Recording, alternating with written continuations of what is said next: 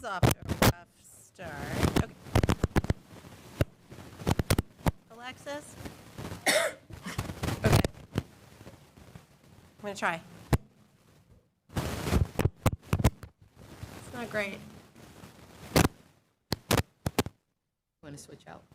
I don't know that it's going to reach.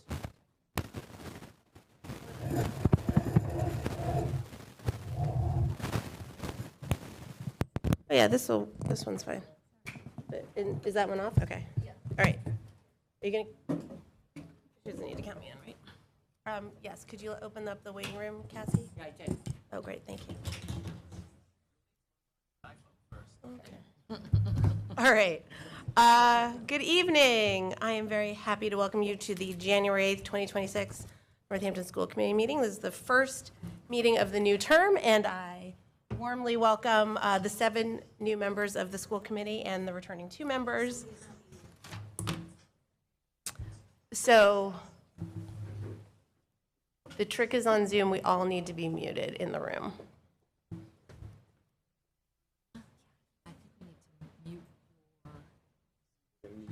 Otherwise, there's that. Volume all the way down. Thank you. Okay, great. I'm Jean Luchara. I'm the chair of the school committee, and I will be presiding this evening. This meeting is being held both remotely on Zoom pursuant to the modification of the state's open meeting law for the pandemic and in person here in the community room at JFK Middle School. And this meeting and all participating will be audio and video recorded. And I will begin by asking our clerk, Cassie Eckhoff, to please call the roll of the school committee. And please people correct me if I mispronounce your name for this first time around here. Mayor Shara? Present. Member Bartoli? Present. Member Weisenfreund? Present. Member Montgomery Tamaclo? Montgomery Tamaclo? Pardon me? Tamaclo. Tamaclo. Yes, present. Member Stein? Present. Member Martin? Here. Member Mahoney? Present. Member Reese? Present. Member Jewell? Present. Member Sainer Sullivan? Present. And We have a quorum. did you get member Weisenfeld? Yeah? Yes. Okay, great. Wonderful, thank you. First up on our agenda is the student representative report, and I welcome Ana Lucia.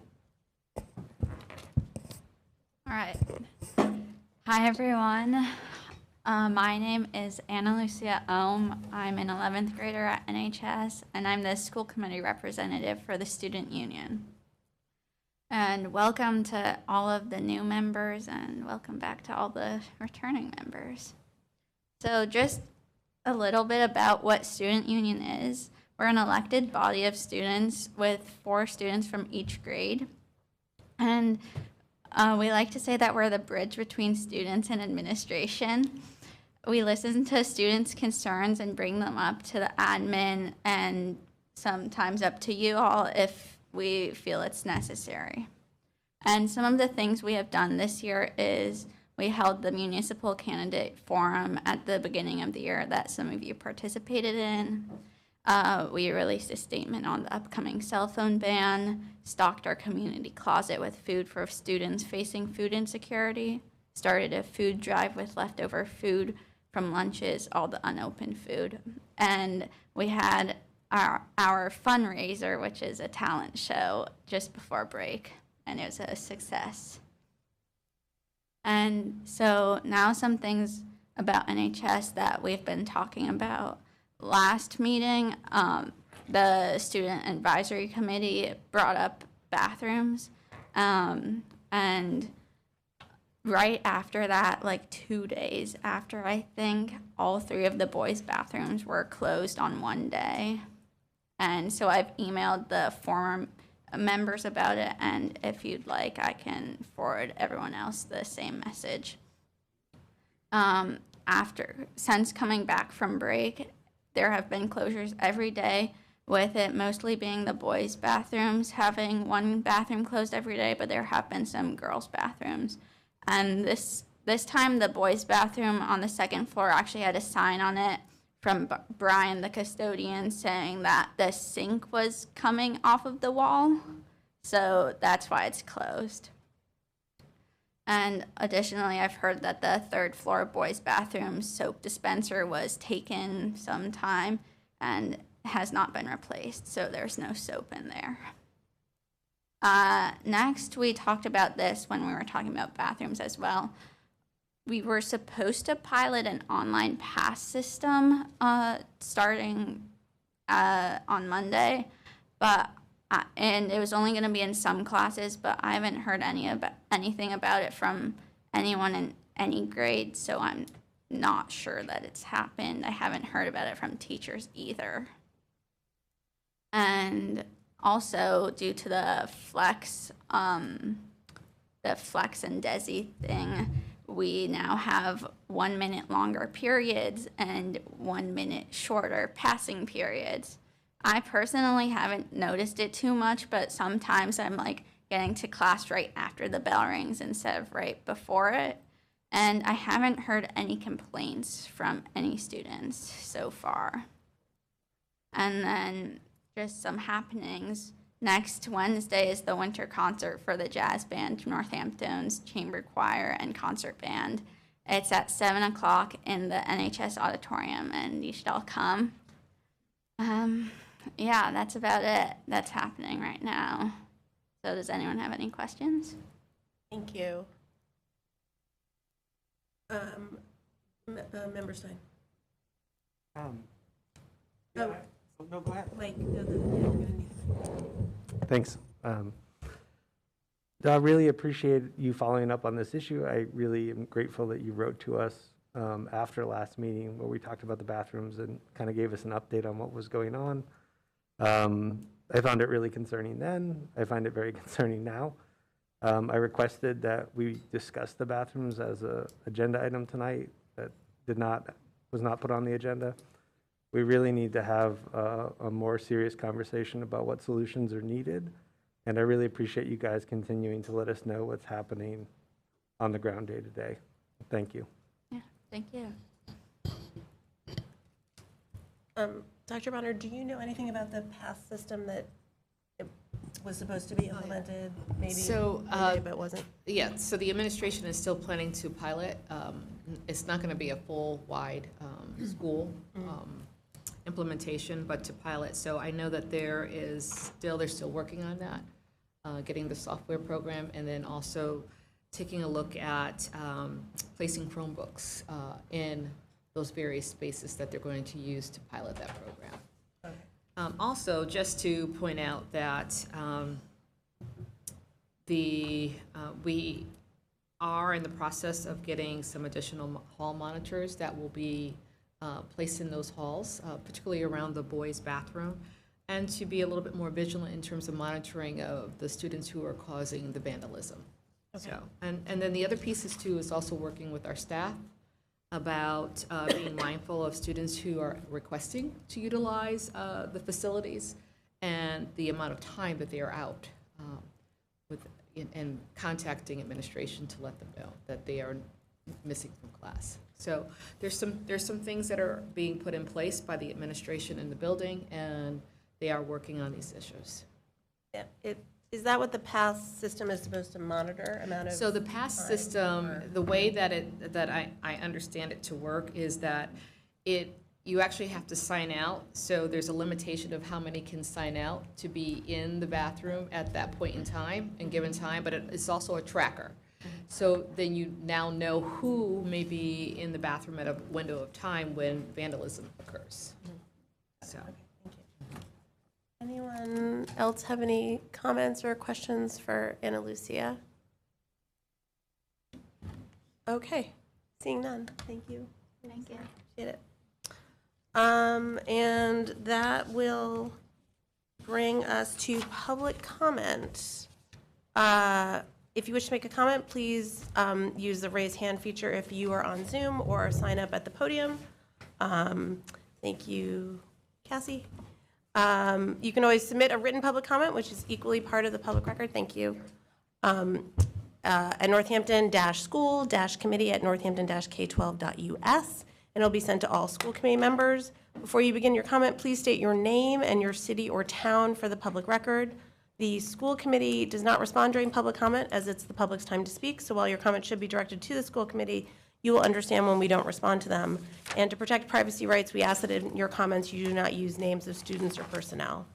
There is a limit of 3 minutes per person unless language interpretation was requested or accommodations for a communication disability have been requested at the start, in which case the time limit is 6 minutes. And I will be setting a timer to ensure that everybody has an equal opportunity to speak. According to our rules of procedure, the school committee receives public comment for a maximum of 90 minutes. So we are beginning public comment at 6:47 p.m. And first in the room is Bill Scher.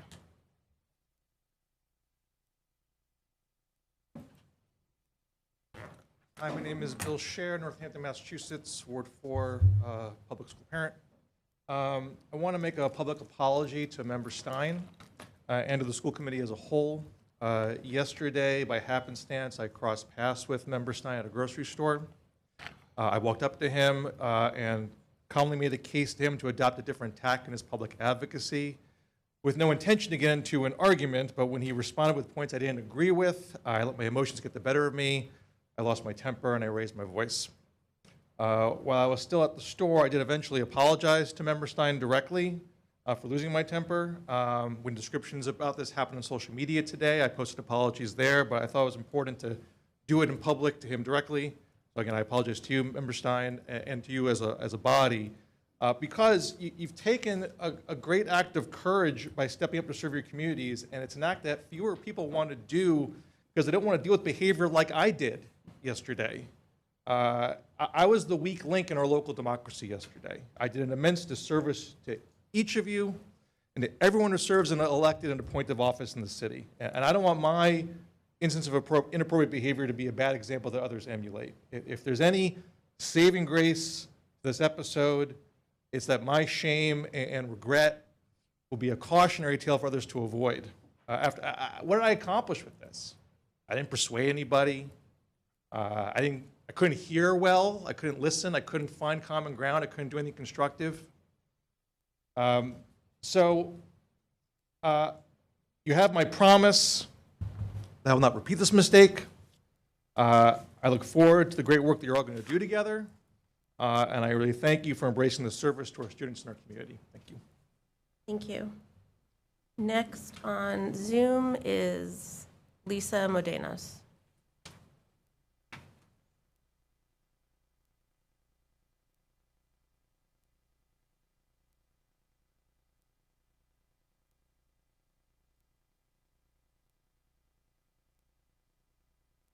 Oh, I'm sorry, we cannot hear you. I have the computer. And I'm not sure why. What do you mean? Hold on one second, please. I'll get her. I don't know. It's not coming out of, it's not coming out of the speaker.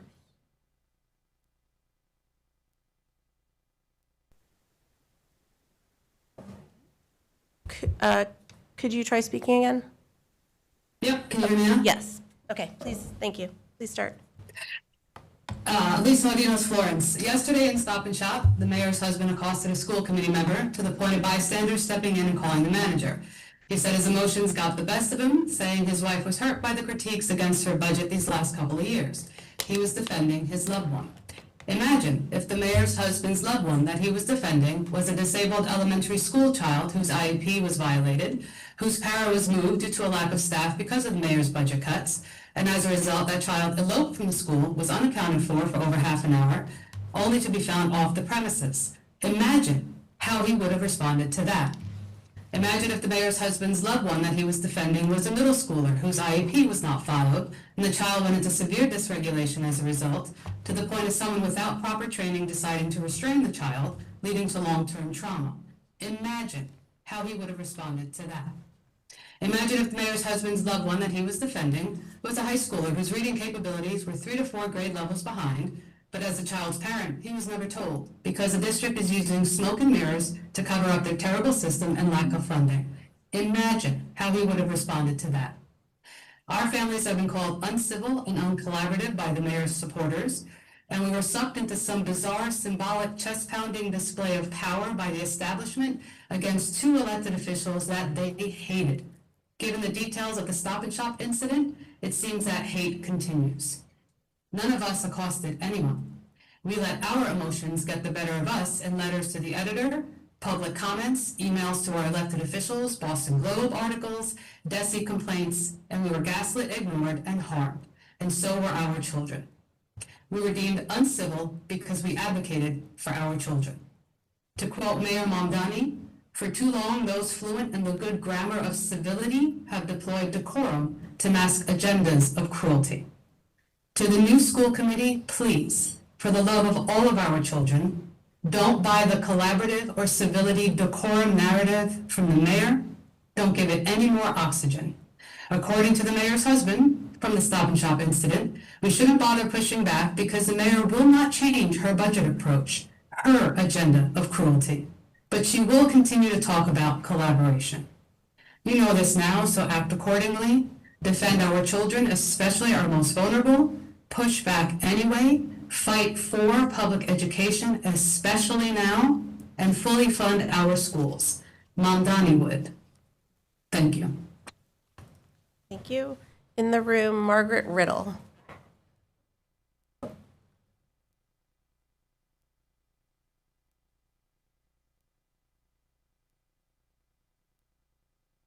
My name is Margie Brittle, and I live on Water Street in Leeds. Is this coming through okay? Yeah, maybe down a little. That's better. Thank you. Okay. I learned earlier.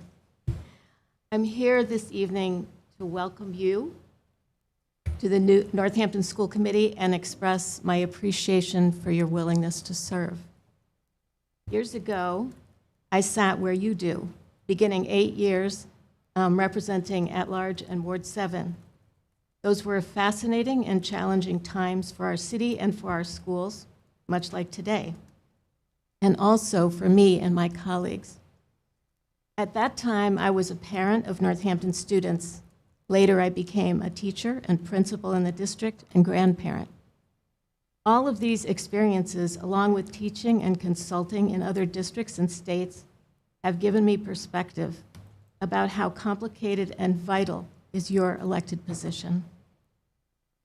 Thinking back on the recent election that brought you here, I encourage you to remember that only 42% of registered voters in our city chose to vote, and many of them did not choose to vote for school committee. You are here now to represent everyone in the city, most of whom you will never hear from. As a resident, principal, and teacher, I am privileged to know many of our citizens. We all deserve your attention and advocacy. Although you have been elected by only a portion of registered voters, you represent each of us. Even if we never contact you, we trust that you will study each issue with open-minded curiosity and humility, ensuring that you have the most current facts to make wise decisions on our behalf.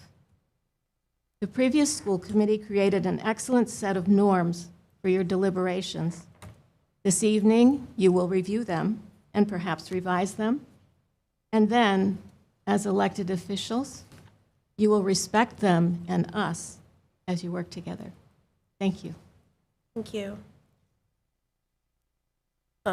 Next is, on Zoom is Masaborski.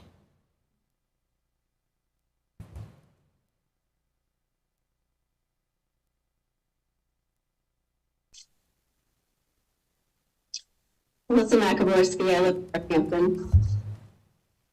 I want to say welcome to the new school committee. I'm so excited and happy to see all of these faces. There's a lot of work to do, and I know you guys will get right down to it and start making a difference. Appreciate that. To Bill Scher, appreciate the apology. Real apologies, real forgiveness comes from actions, not words, so we will see. because you have been the weakest link in Northampton's democracy, and that was not just yesterday, that's been going on for quite some time. So we'll see how your actions change. So again, looking forward to this year. We're going to be watching everybody closely with a big smile to see all the wonderful change that you make. And Anna Lucia, keep it up. You are a great representative for the students. Thank you. Thank you. Next in the room is Angela Wack.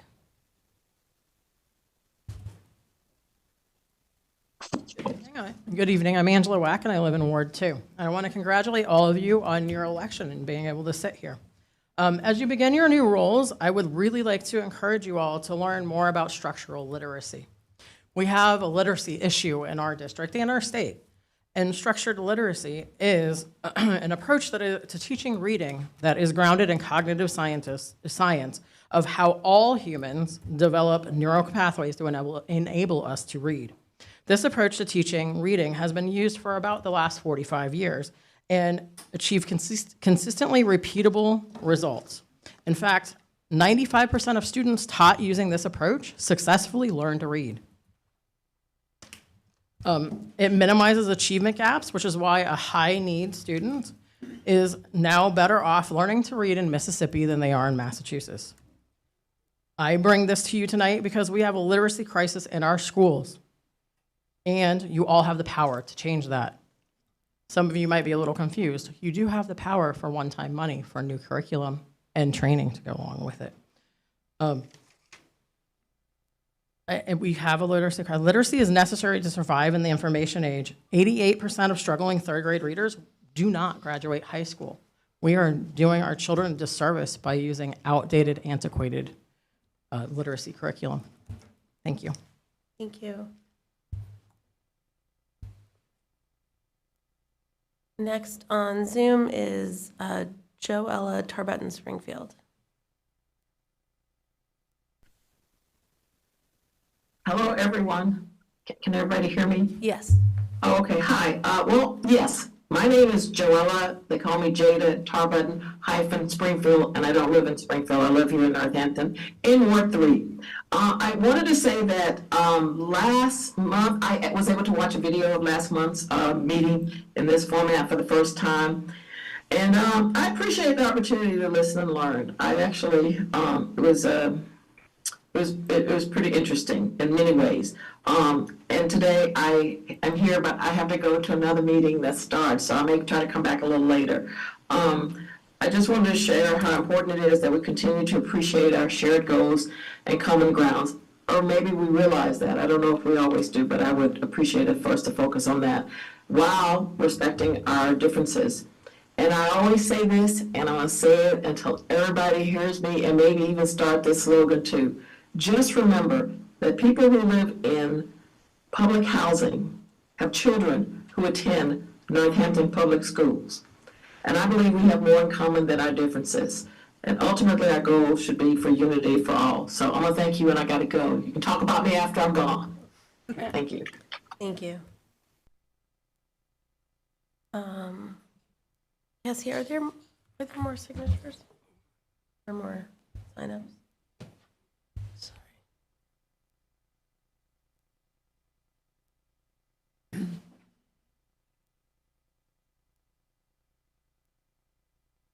you. Sorry to make you get up again. You should have told me to come and get it. I apologize. Next in the room is Gaurav Jashnani.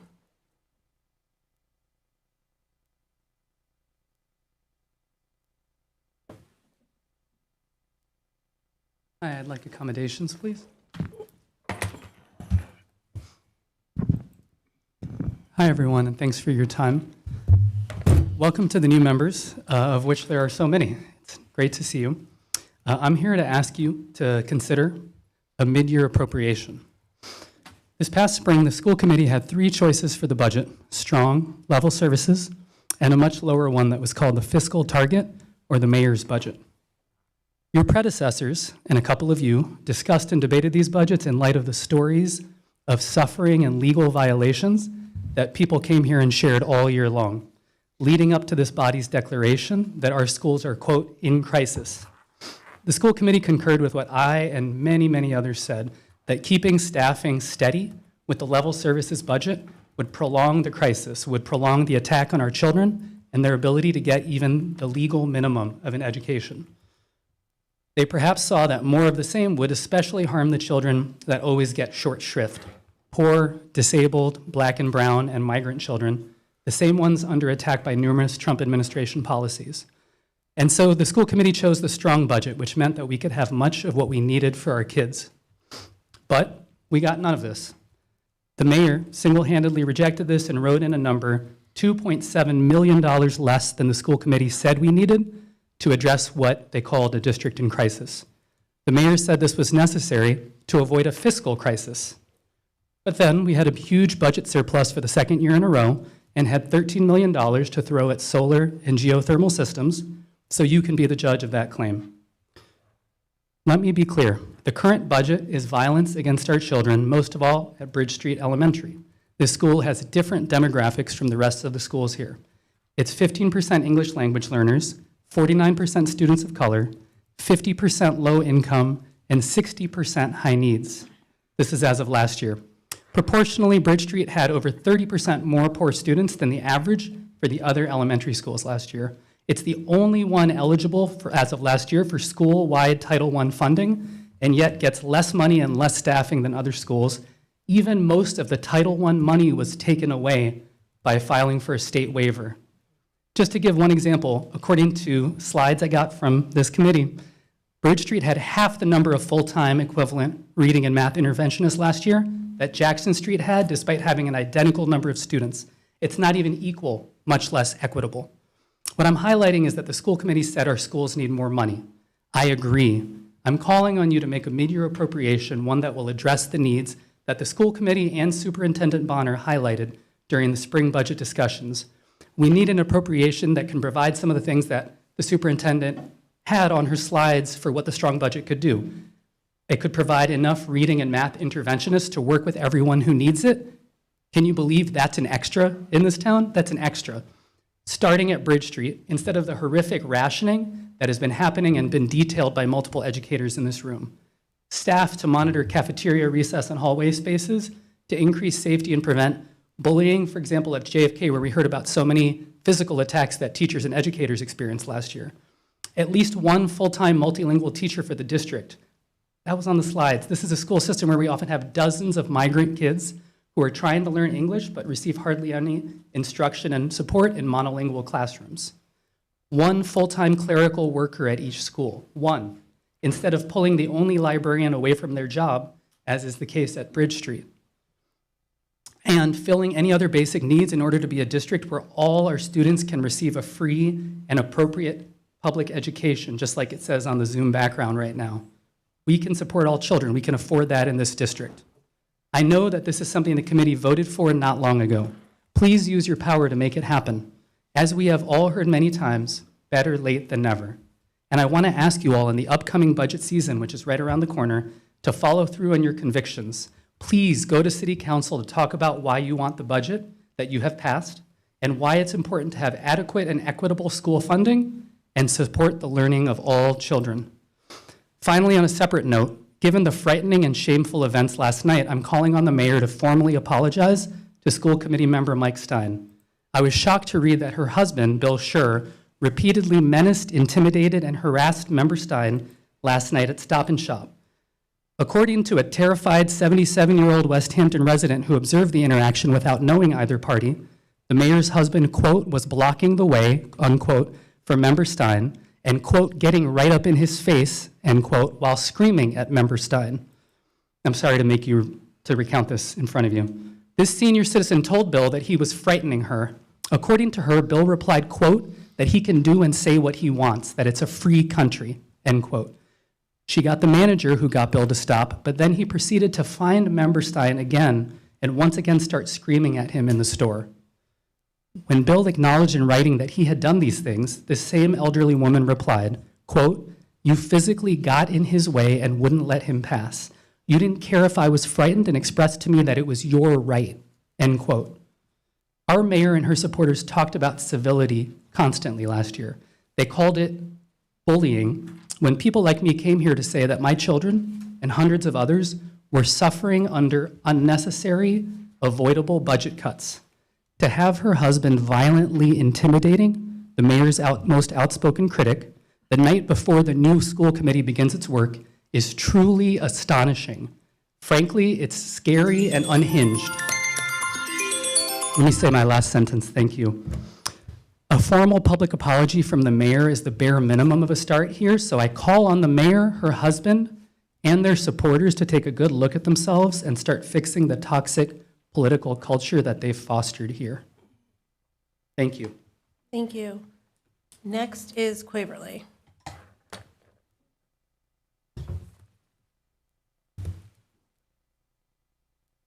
Requesting an accommodation, and I have never heard the instruction or the request that we not mention personnel. I don't think that's a legal request, and I don't even know what that means.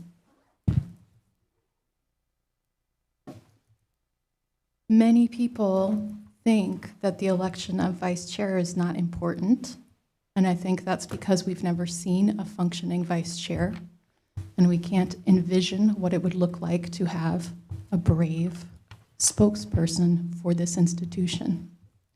We have the opportunity tonight to transition from a time in Northampton's culture when individuals are the only ones who speak out. We have the opportunity to have an institution, a body, that can speak out, and that is powerful. Some of you are considering a path that I considered when I was first elected, which is, hey, I don't have to dismantle this machine. I can just lean over the mayor's shoulder and gently encourage her to press the right buttons on it, because we have a good relationship.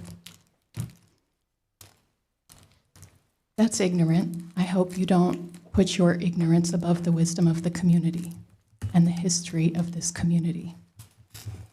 This goes back decades, the culture that we are in right now.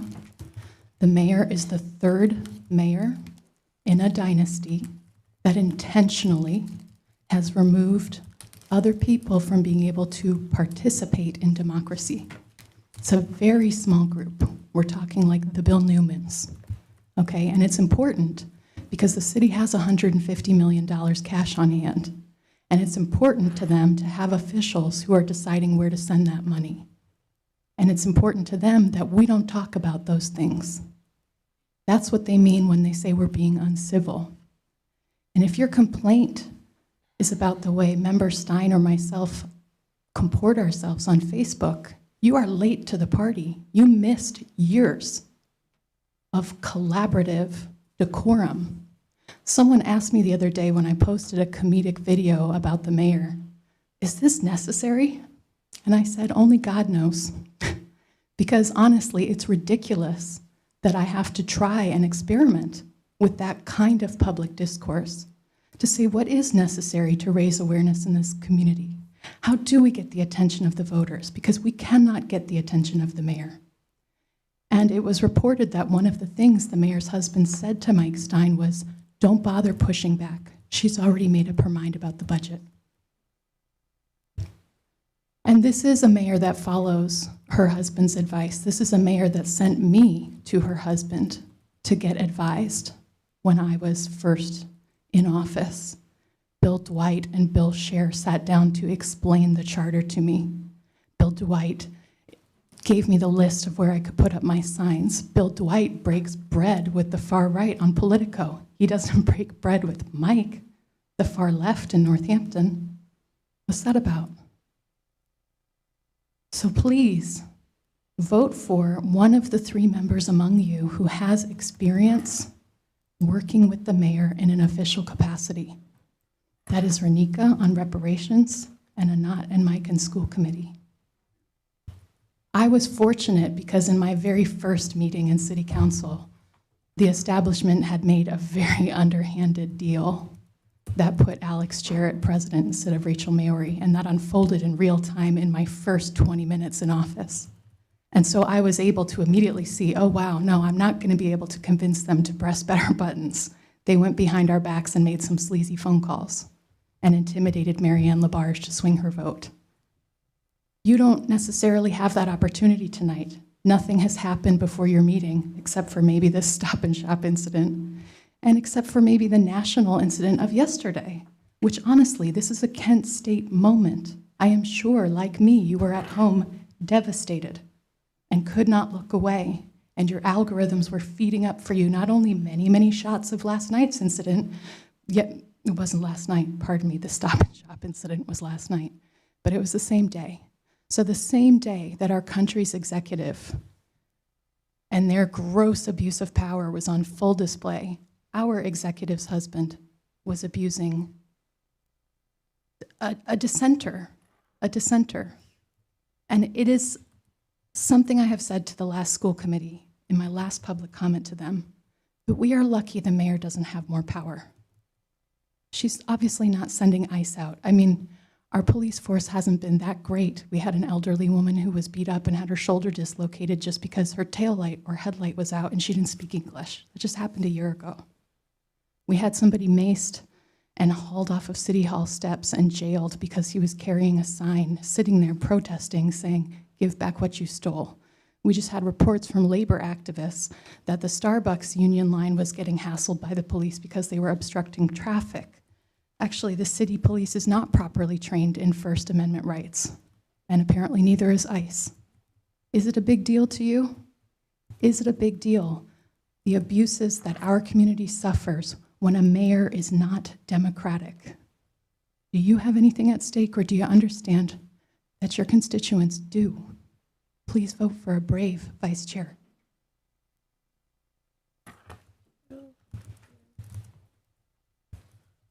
Next on Zoom is Deborah.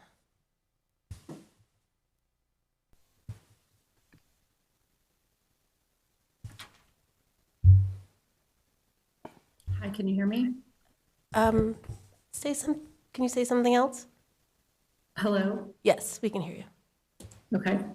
Trying to turn my video on, but it won't let me, so that's okay. Is this Deborah Thompson? Yes, Cassie, thank you. Thank you. Sorry. My video won't turn on, but that's okay. One of the things that didn't come up yet is on your agenda tonight, you have a topic that Ben Taglieri is bringing to you about altering a bit of the high school schedule to allow for students who access services, special education, counseling, a number of things, to miss less than 5 classes, to have an opportunity to choose to miss 2 classes a week instead of 5. It's more specific than that. I want to thank Ben for trying to make a proposal because it's something that we've been trying to address for 3 years, and he's the first person who's really going after it. I'd encourage that you listen carefully, that you have dialogue, but specifically that you talk to students that might be affected by this change. I am aware that some of the staff has been able to talk about it, but really get a sense from students what it felt like to not be able to access accommodations or special education services by the current scheduling restrictions of having to give up a class for 5 days a week. What it would be like to be able to have that opportunity for 2 days a week, or what it will feel like to still not be able to fully participate in the educational offerings in Northampton given the current restrictions. So please address the students that are affected or the families and give them a voice and listen to them and spend the time making your decision. Thank you. Thank you. Okay. Is there anybody else in the room who has not spoken, who would like to speak? Hey, Ana Lucia. Next on Zoom is Deborah.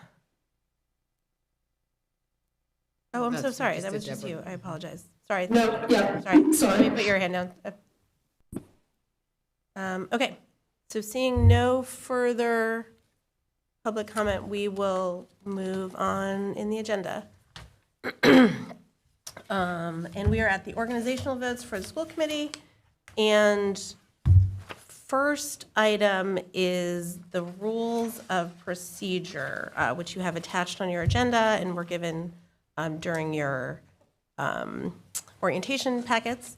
And first, I'm going to ask if there's a motion and second to get the rules on the floor for discussion, and then I would like to offer some amendments, and I'll ask if there are others who have some amendments to these rules. So is there a motion, excuse me, and a second to get them on the floor for discussion? Member Stein? Yeah, just a procedural question. Can the motion be beyond just getting them on the floor? Or does it Like have to- amendments? A process thing for how to amend them. Other than moving to amend them? Yeah, maybe I'll try it, and if Okay. it's not procedurally, just let me know. I'd like to make a motion to accept the rules as written for this meeting, and also to dedicate our retreat, which should happen shortly, to revising them collectively, as well as the norms.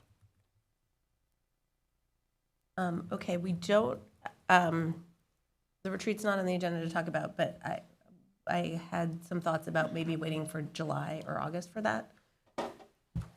But we could maybe schedule another one if needed. So that is the motion. Is there a second to that motion? I'll second that. Okay, motion's been made by Member Stein, seconded by Member Weisenfreud. May I offer some amendments that I think are more sort of Scrivener's errors or things that are easy to change that are not substantive changes? That would be good to get done. Okay. On page 1, under 1.3. I have a procedural question. Okay.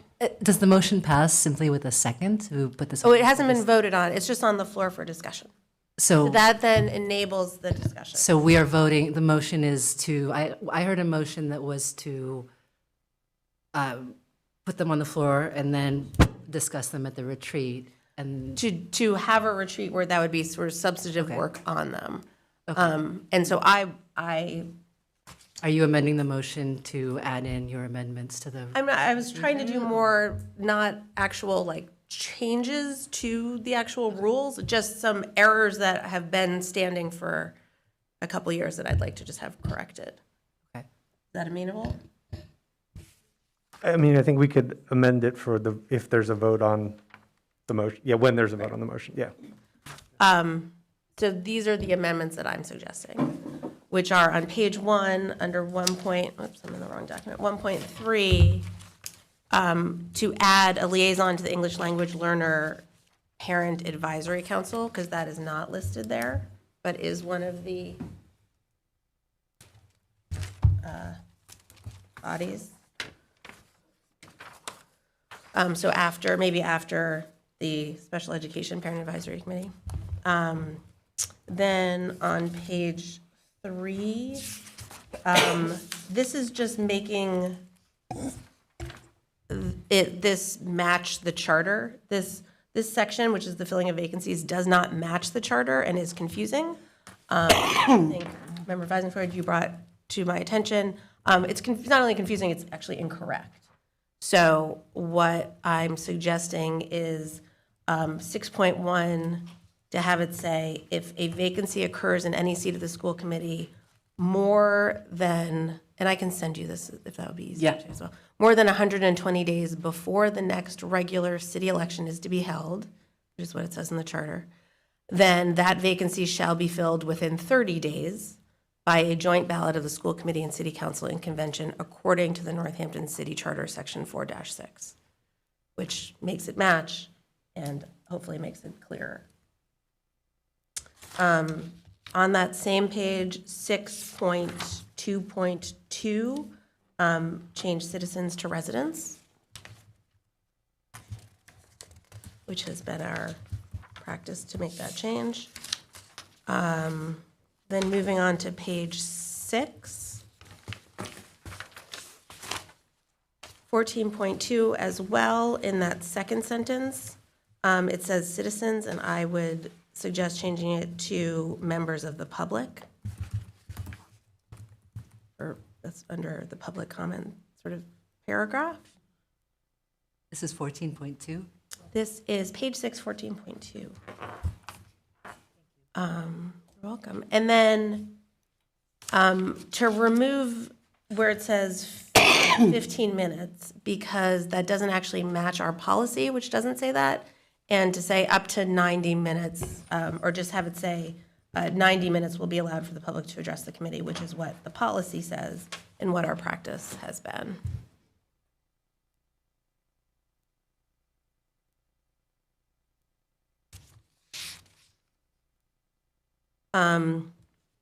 This may be something that we want to save because it's maybe a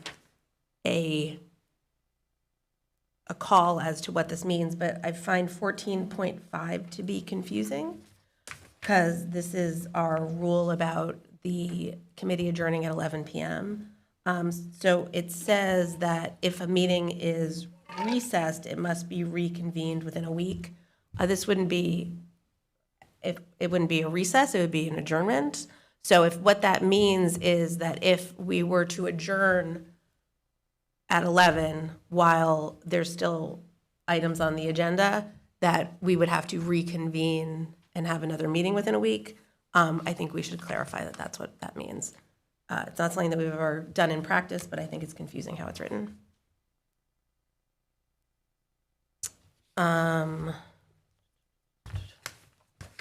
Page 7. This is also something that someone can say they'd rather talk about in a retreat.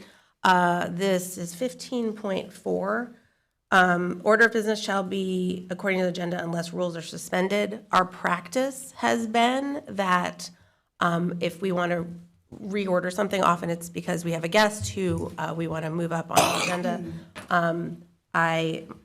My practice has been to ask the committee if that's okay, and if there is nobody who objects, no member who objects, then we make that change without doing a rule suspension and then a vote. So if this committee would like to continue in that way, I would recommend that it say, the order of business shall be according to the agenda unless reordered by the chair with no objection from any committee member.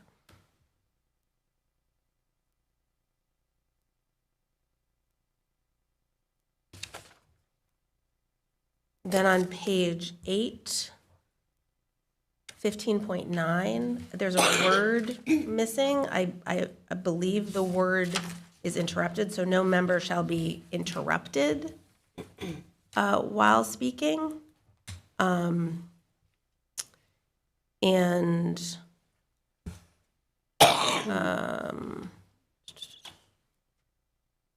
then there's also, it says no member shall, I think, interrupted while speaking, but by a call to order or to move the previous question. That actually doesn't match or conform with Robert's rules. In Robert's rules, you, moving the previous question, AKA calling the question, basically you are trying to stop deliberation, and then you need to have a vote. That in Robert's rules is not something that can interrupt a speaker. So you have to wait until the current person who has the floor has stopped speaking, and then you may say that I want to move the previous question or call the question, which then would need to be voted on. So to have that match Robert's rules, I would just from that section remove or to call the previous question.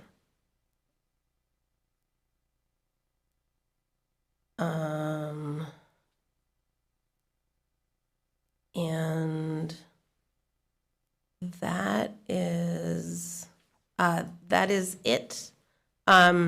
These are not rules that are on here, but in terms of how meetings are run, I would just like to share that I would like to, we have done it, we don't have it on this agenda, but often we put a recommended amount of time for a section of discussion.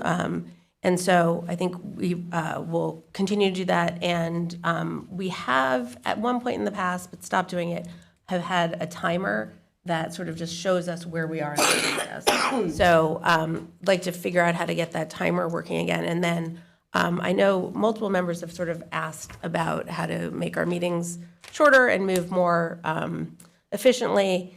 And, you know, if I would love it if there was a member who'd be willing to help with setting a timer and giving reminders about time if needed. Another just thing that I'll share is that I'm going to strive to adhere to Robert's rules more strictly, including as recommended, including as has been recommended by many to me and is in Robert's rules, by limiting discussion to speaking twice per item in a per agenda item to keep the agenda moving. I am always open to other suggestions from members if you have ideas on how to keep the meeting on track and the agenda completed in a reasonable time, and I'm always happy to hear them. So those are my suggestions, and Member Stein. Thank you. I have a question and a comment and a motion, and I'll try to do them very quickly. So the question is, if you had some replacement language for 14.5, this was on the reconvene rule if we exceed the 11 o'clock deadline. I don't know if you had something already in mind.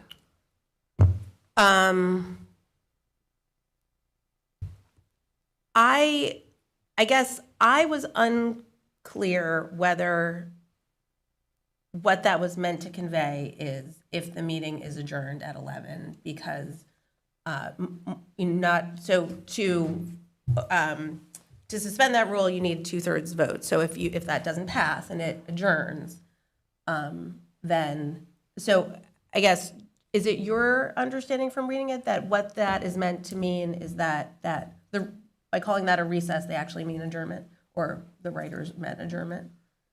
I think you can read it both ways, right? I think one way to read it is you only get adjournment from 2/3. So like maybe they should have said if a meeting fails to achieve the vote, you know, not to adjourn, right? Like we vote we vote to continue past 11, right? So if we failed by a 2/3 margin to do that, I think it's saying then we have to reconvene, but it doesn't match, right? Like I think your point, like it doesn't match, and it's not really our practice, though. I can't remember where we haven't had a 2/3 vote.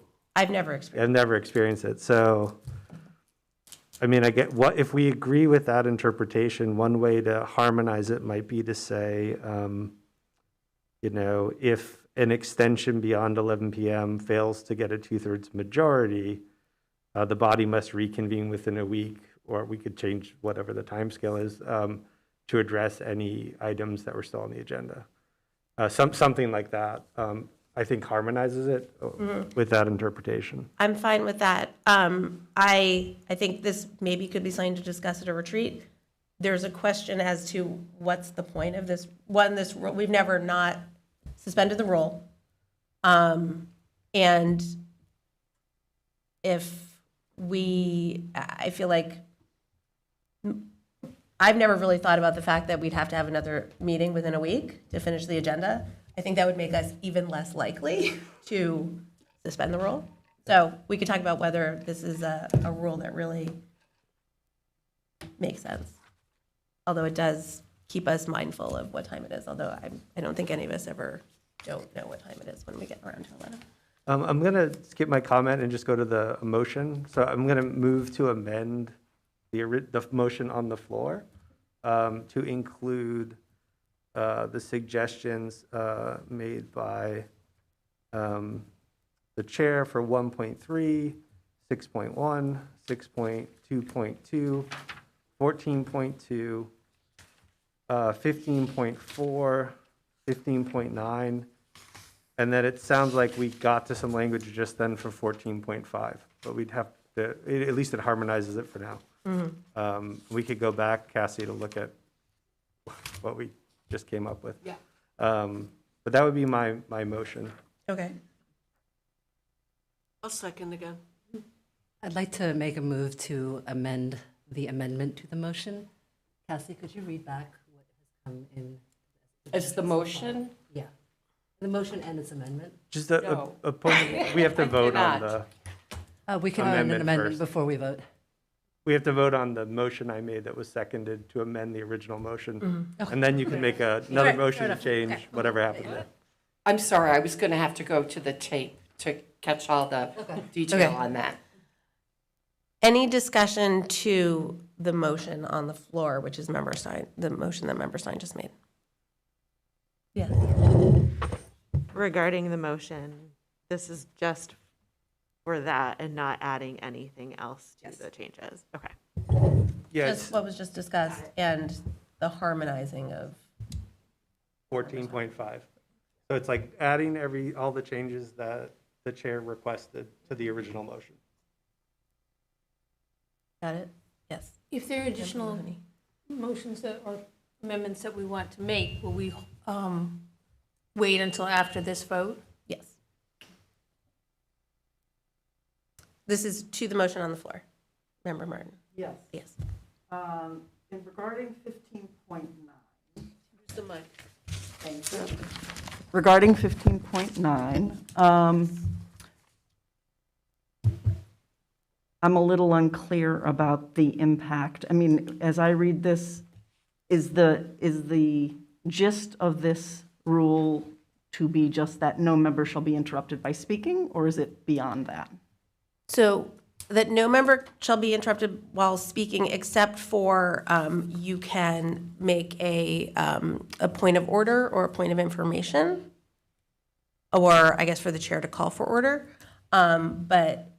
And I was requesting move the previous question, which is under Robert's rules, not an interruptible motion. Does that make sense? Okay. Any further discussion to the motion on the floor? Okay. Roll call, please, Cassie. Motion again. Oh, That's okay. I can roughly go over it. Is that okay? Yeah. Page 1, under 1.3, add liaison to what I assume is the list of, The 10. Yes. got it. Page 3, to align with the charter about replacing people. Change citizens to residents. In 14.2, change to members of the public. There was another one that I had to reference the tape. 14.5, this is the one about adjourning at 11. 15.4, our practice has been to reorder for guests, has been to ask committee if it's okay to reorder the agenda. We want to codify that. 15.9, the word missing is interrupted. And then reinstate the time allotment for agenda items and get the timer working again. Sorry for the shorthand. So that's good. And those are not in the rules. Those were just sort of me Okay. saying kind of in the section of how meetings run. I think the thing that maybe you were missing, Cassie, if I'm right, and sorry if you had said this, was removing, making it match to our policy. So removing 15 minutes and just saying up to 90 minutes. 90 minutes, correct. Okay. You got everything? Did I see it? Did I see a hand? You got it. Okay. But I just want to make sure, but the whole motion is that we're going to make these changes, but we're going to table the rest of the discussion about possible changes to the rules for our retreat. That's part of the motion as well, correct? The current motion on the floor is just to amend that original motion, which was to Okay. table it for the Oh, retreat. just the amendment. And Okay. I'm adding to that motion, the original motion, the suggestions that the chair asked for, so it's like take effect right away, not wait for those. Amending the Yeah. original motion. Okay, Member Bartoli. My understanding, and I just was looking it up, is that in order that we can amend the amendments before we vote on it. That you can amend the I can amendment amend the on the amendment that floor. Member Stein just made. Or I can amend the entire motion. There's a second degree of amendment that is possible with Robert's rules. And so I would like to make a motion to, I'd like to make a motion to remove the language about the retreat from the motion so that we are just putting these on the floor for discussion and approving Mayor Chiara's amendments and removing the language that's related to the retreat. So we can postpone that for later discussion. That's not on the floor right now.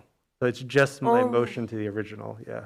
Yeah, only the amendments Only the are amendment is on the floor right now. I'm sorry, okay. Thank you for clarifying that.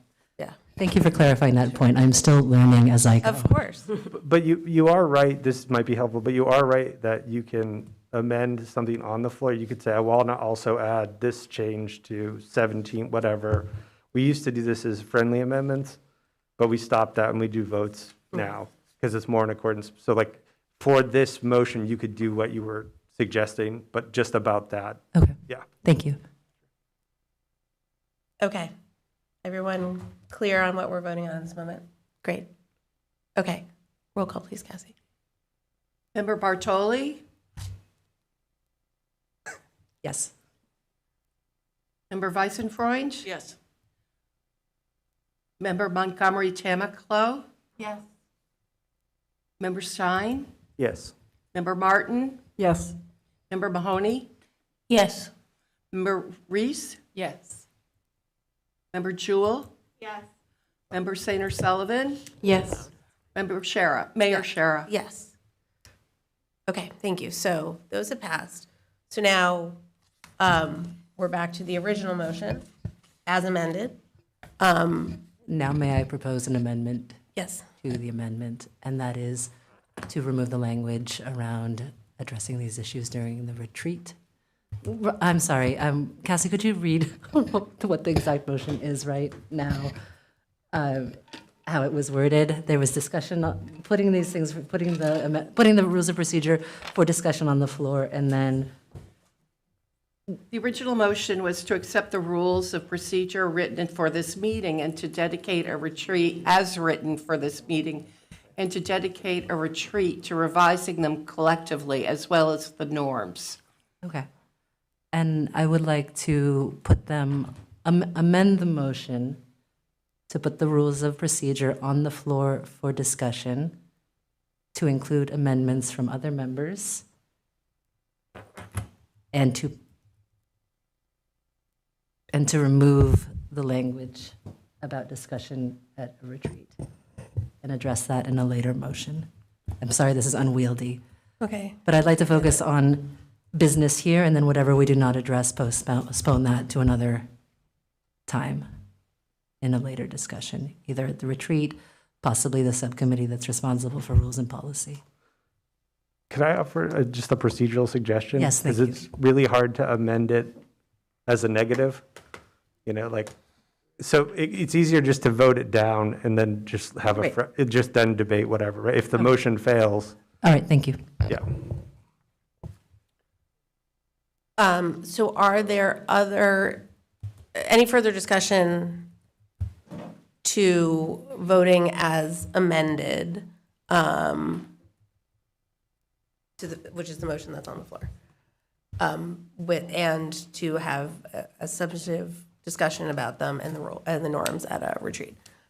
Member Martin. I like the idea of doing it at a retreat. I'm a little uncomfortable voting for it without knowing when that retreat would be, because I would like to address some of these things sooner. So I don't know if it's possible to determine when that would happen, but that would help me decide how to vote. Okay. Anyone else who hasn't spoken?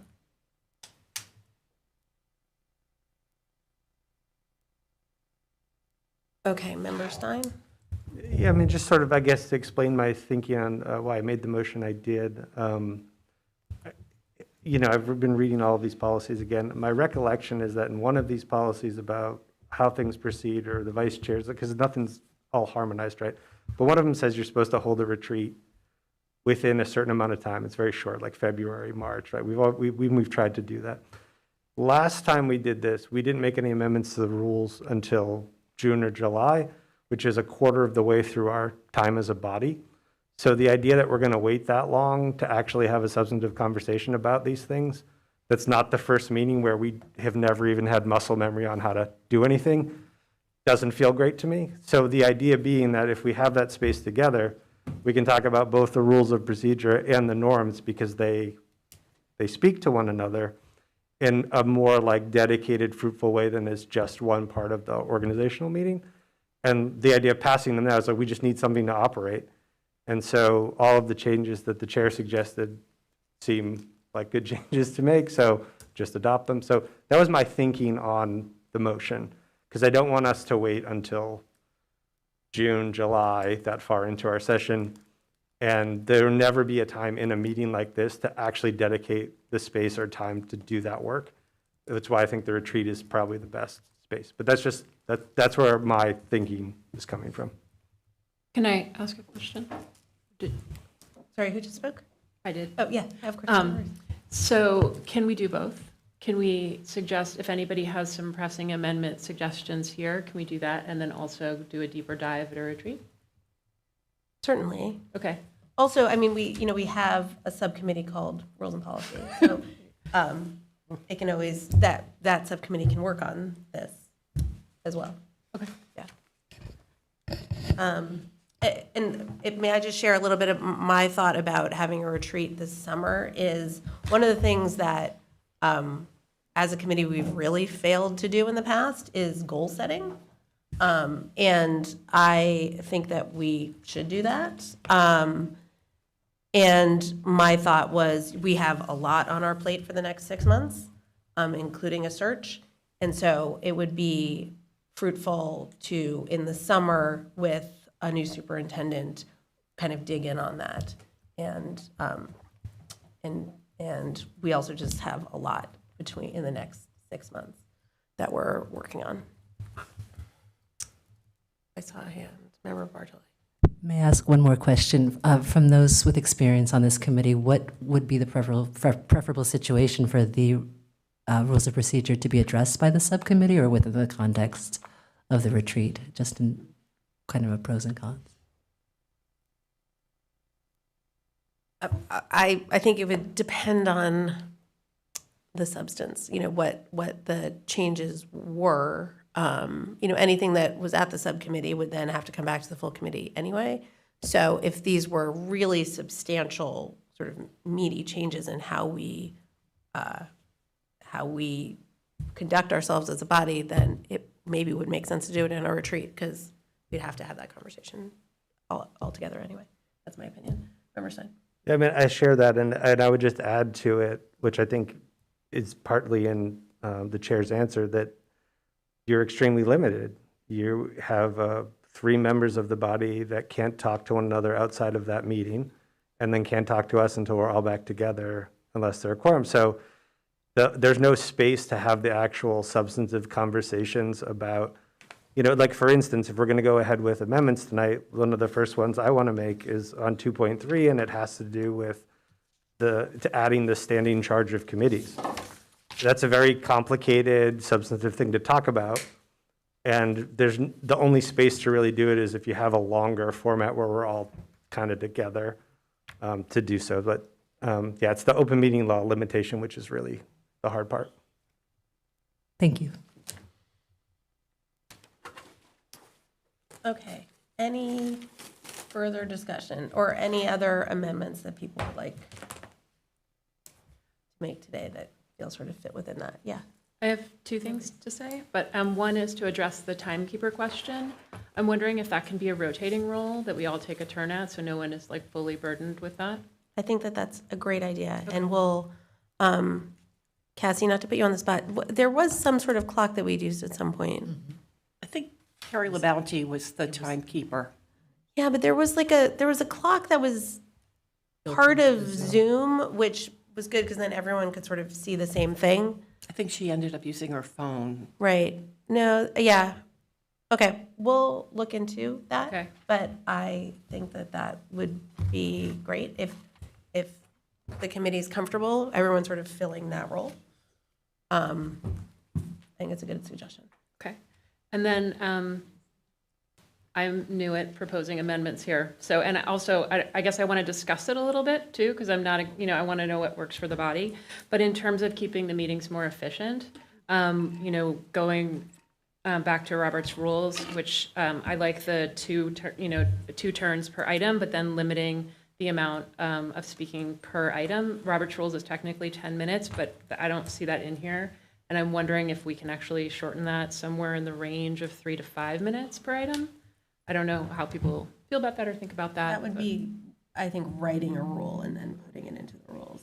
Okay, because then That's not we in the rules, that's default. just defaulting to Robert. We default to Robert's rules, but even that isn't like mentioned in here, so. Right. Were you finished? Yes, I guess yeah, so that's 15.3 in section 15. I guess I want to see what other people think about officially limiting the time piece. But you're saying that we can't do that in this? No. Oh, we can't, okay. We certainly could. Okay. It's just whether we'd want to make that sort of change. Right, is that too big right now? I don't know. I just feel like I like the idea of like getting on top of having meetings more efficient from the get-go. If there's anything that we can do, I think the timekeeping will help that. But then also we need to know, how we're keeping the time. Okay. Member Montgomery Thompson. I'm not a fan of limiting time. I'm willing to concede to Robert's rules as a 2 turns per topic.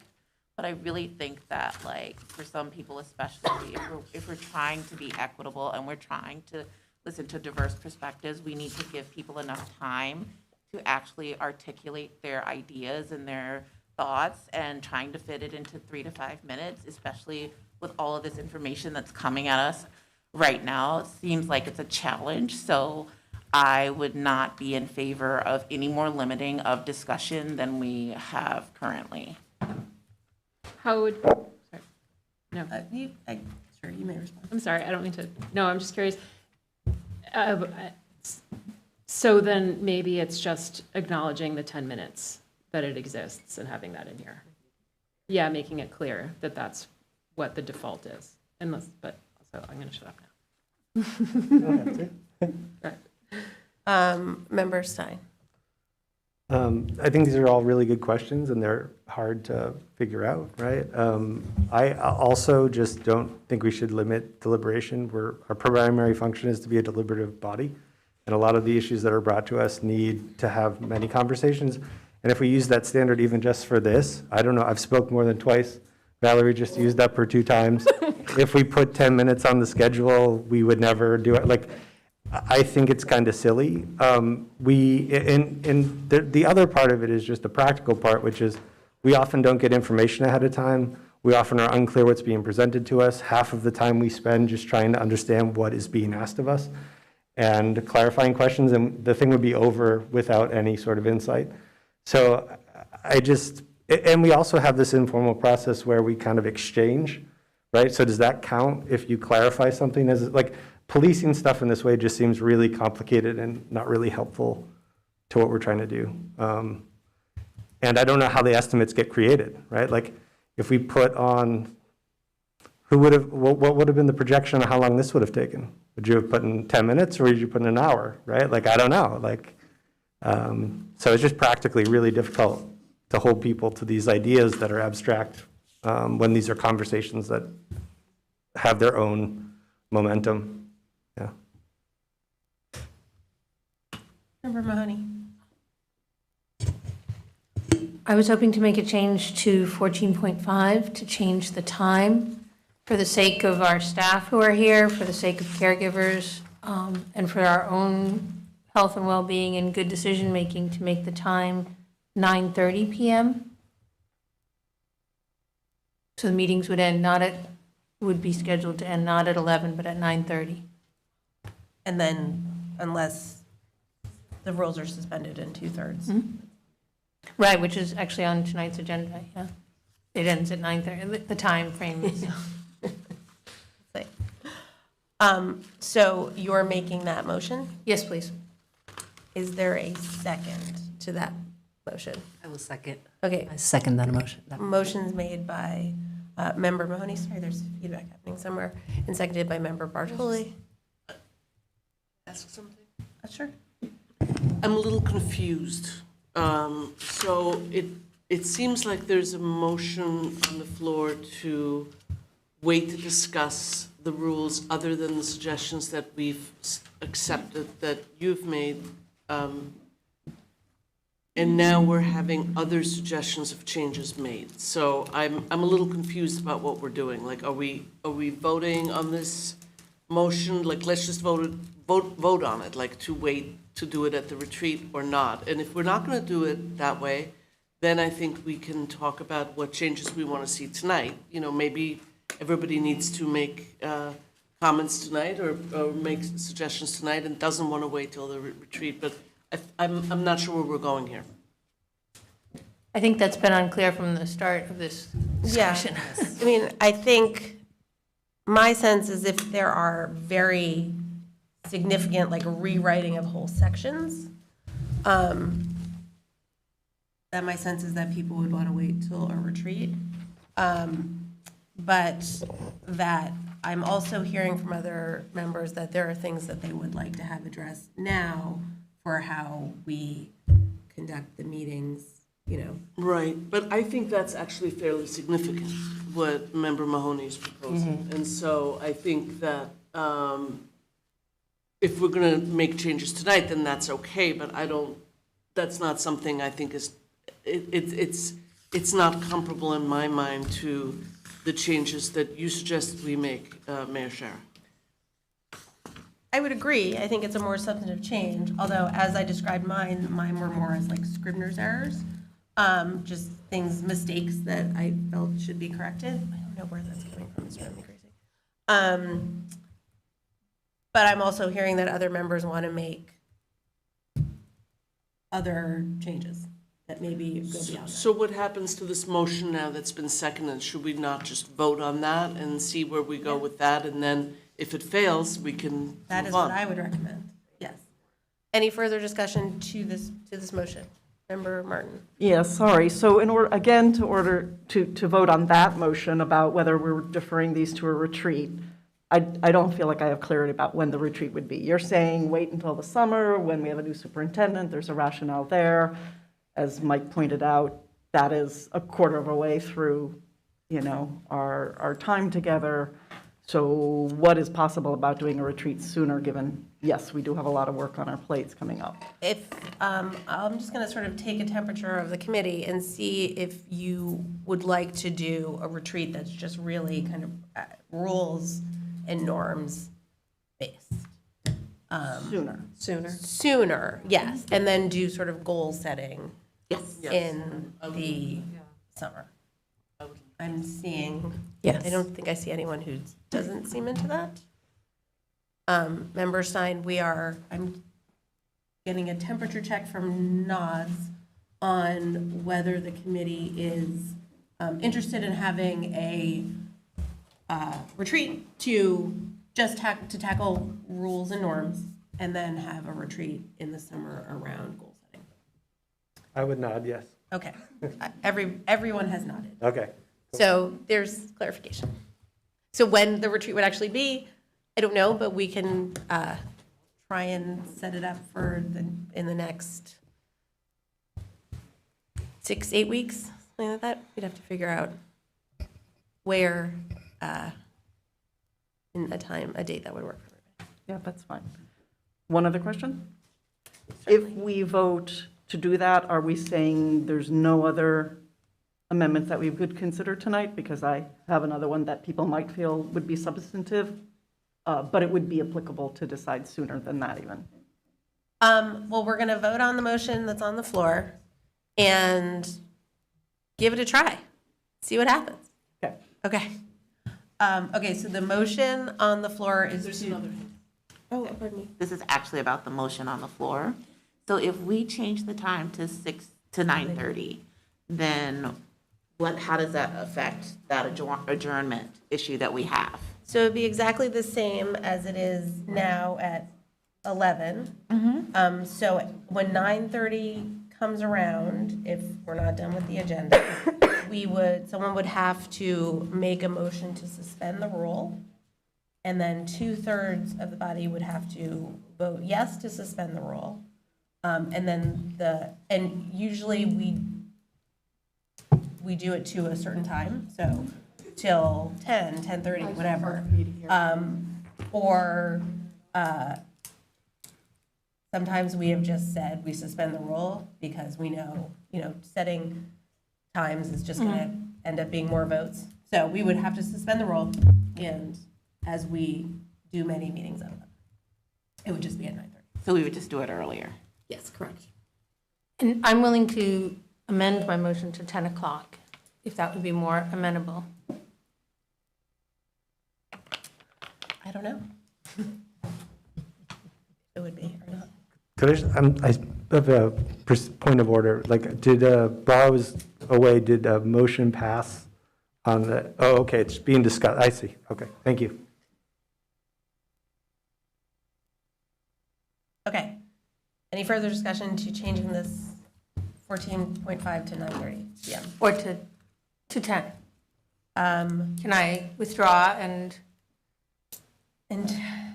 yes, right? I seconded for 9:30, though.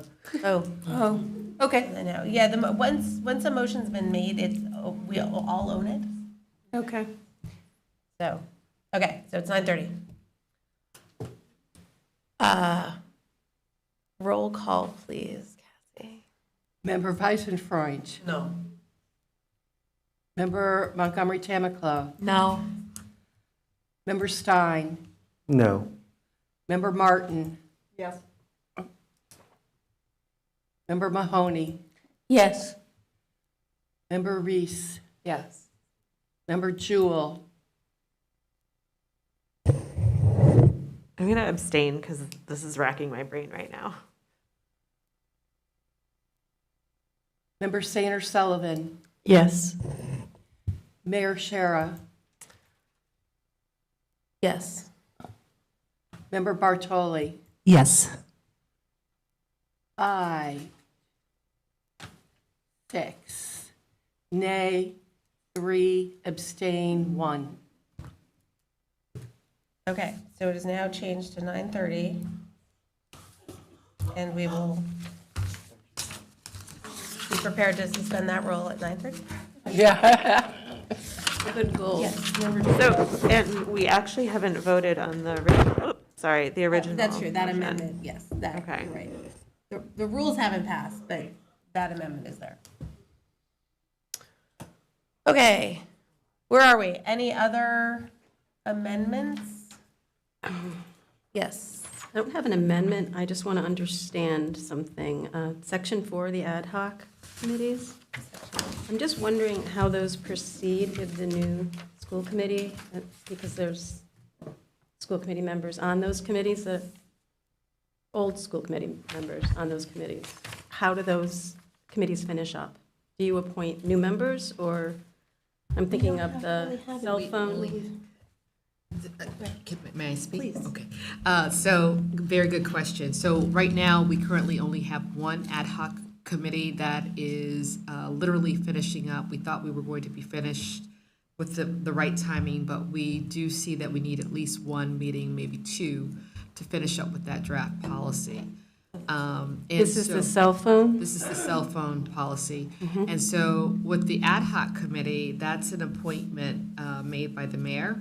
Yeah. And currently, right now, there are 2 former school committee members who are on that committee. Yeah. So I don't know, it's pretty much up to the mayor and the body in terms of, because we are almost done with the work. To change the mix would probably delay our timing of getting the full policy to you all. But ultimately, you all have the final say. That is just a body that has been putting things together. There is a echo, sorry. That is a body that has been putting things together for this body to really kind of have that conversation in terms of where they want to go. Okay. But Thank good you. question.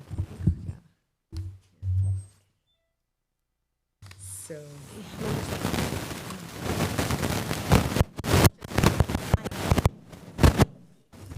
Just unplug it? What happens?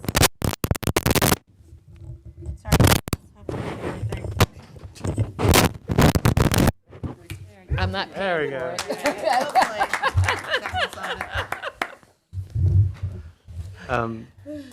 No, I just wanted to say, because I don't know if we should make a rule change there, or, because the other option is you have to keep in mind when you make a motion for an ad hoc committee and we pass it, what its charge is, and it should have something to do with its duration as well. And it's always been something that's kind of unclear, right? Like, we have a strategic planning committee, which I would say is an ad hoc committee. When does it end? I don't know. Same thing with the cell phone, like, what is the charge? And if you're not really specific in the motion that's creating it, we end up in these strange amorphous zones. So I think there's an argument to be more clear about the rules. I also think there's an argument, like, for instance, one could say something to the extent of, ad hoc committees that are proposed have a clear mission and duration. Like, I don't know what we would put in, but like, you could think of ways to try to prevent the amorphous nature of these things. But Just to be clear, in terms of the ad hoc committee that exists right now, there were specific purposes that were given to that committee with a set time frame of completion and what the outcome was expected from that body. So that has been the case. And so we're only focusing on what's in existence right now for this body and moving forward. So if you want to put new language on there, you can. I mean, you guys could do whatever you want. But in terms of the existing ad hoc committee, they have been given a task, they're very clear about their task, and they've also been given a duration. So it was not to exist beyond the time frame of 3 to 4 months. But could I just add to that? That's true, but there's a charge that we give it as a committee, and we often don't say 3 to 4 months. When we create it, then there's administrators who decide what it should be, and that's not something we decide, and it may be off, right? And the charge may be off from what's, this is the whole thing, right? Like, we've had this a number of times with a number of committees. So this is actually like a bigger fraught sort of issue of oversight when we vote to do these things, what we're actually expecting them to do. We had the pesticide one. We had many of these that have ended up in these sort of issues. So we do as a body need to get some clarity, because I think it'll help our administrators. I think that's something we certainly could work on. Often they have a charge, and then there's a report or there's something that they produce, and then once that has been completed, they dissolve. Okay, is there, yes? So regarding the ad hoc, this feels like a bigger discussion, because as folks are elected into the school committee, it would be nice to see them added to continue, like ad hoc committees that are being continued on. That way the work continues and we don't have to play catch up.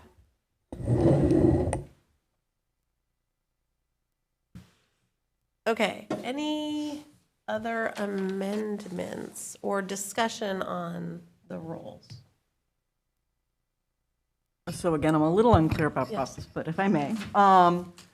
So this is perhaps likely seen as a more major change by some, but let me just throw it out there for your consideration, or at least introduction, if not agreement now. But in alignment with, I think, a value many of us share to distribute power more within the school committee, I propose that for assignments to subcommittees and to ad hoc committees, it is not just the chair, but the chair and the vice chair that make those assignments. So I would, and there's several places, I think there's 2 places where that happens in 2.2 and 4.1.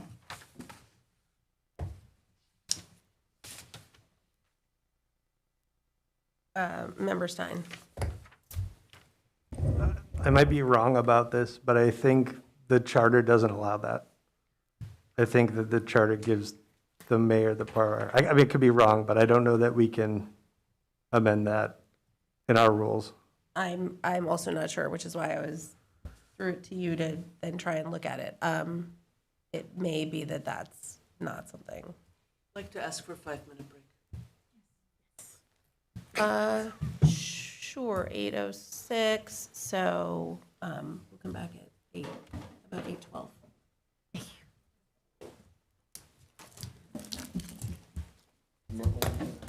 An hour and 18 minutes to do the rest of our agenda.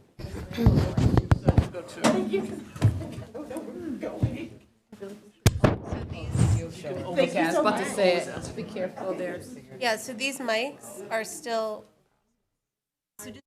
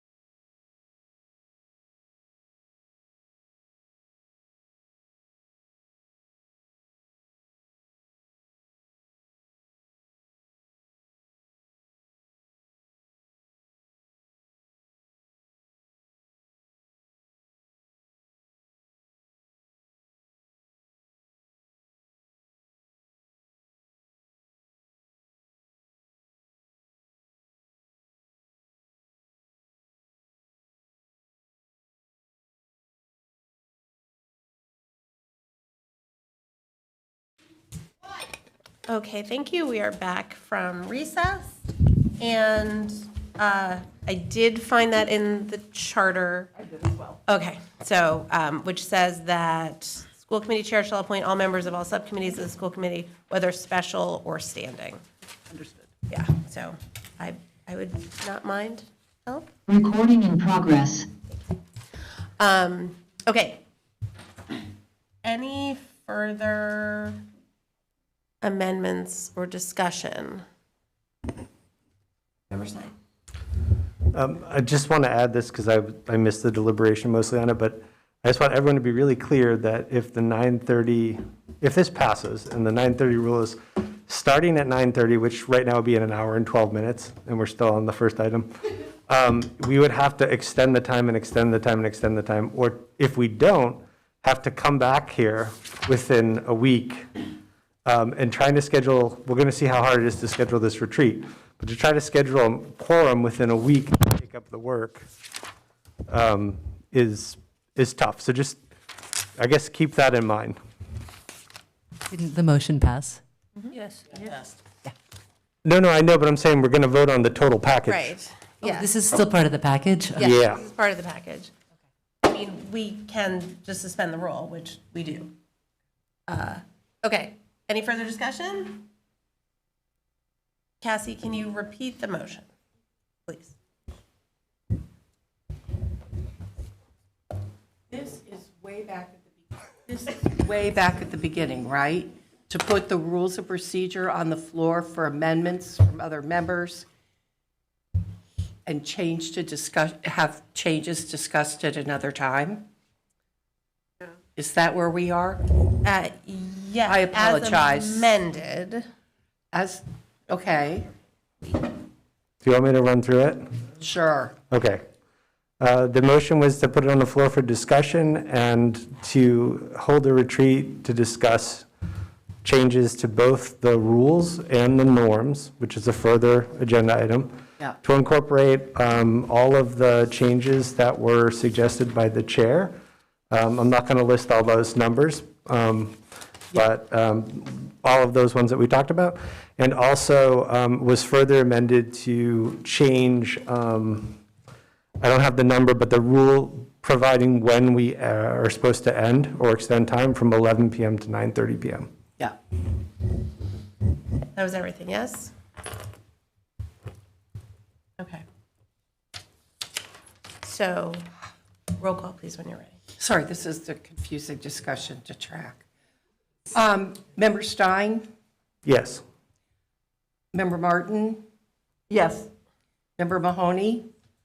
Yes. Member Reese? Yes. Member Jewell? Yes. Member Sainer Sullivan? Yes. Mayor Shara? Yes. Member Bartoli? Yes. Member Weisenfreund? Yes. Member Montgomery Tamaclo? Yes. Unanimous. Does that mean we end at 9:30 now? It means that unless we suspend the rules, yes. A lot of votes for you, Cassie. Chop, chop. Man, this is gonna. Hearing my voice. Okay, so we will work on.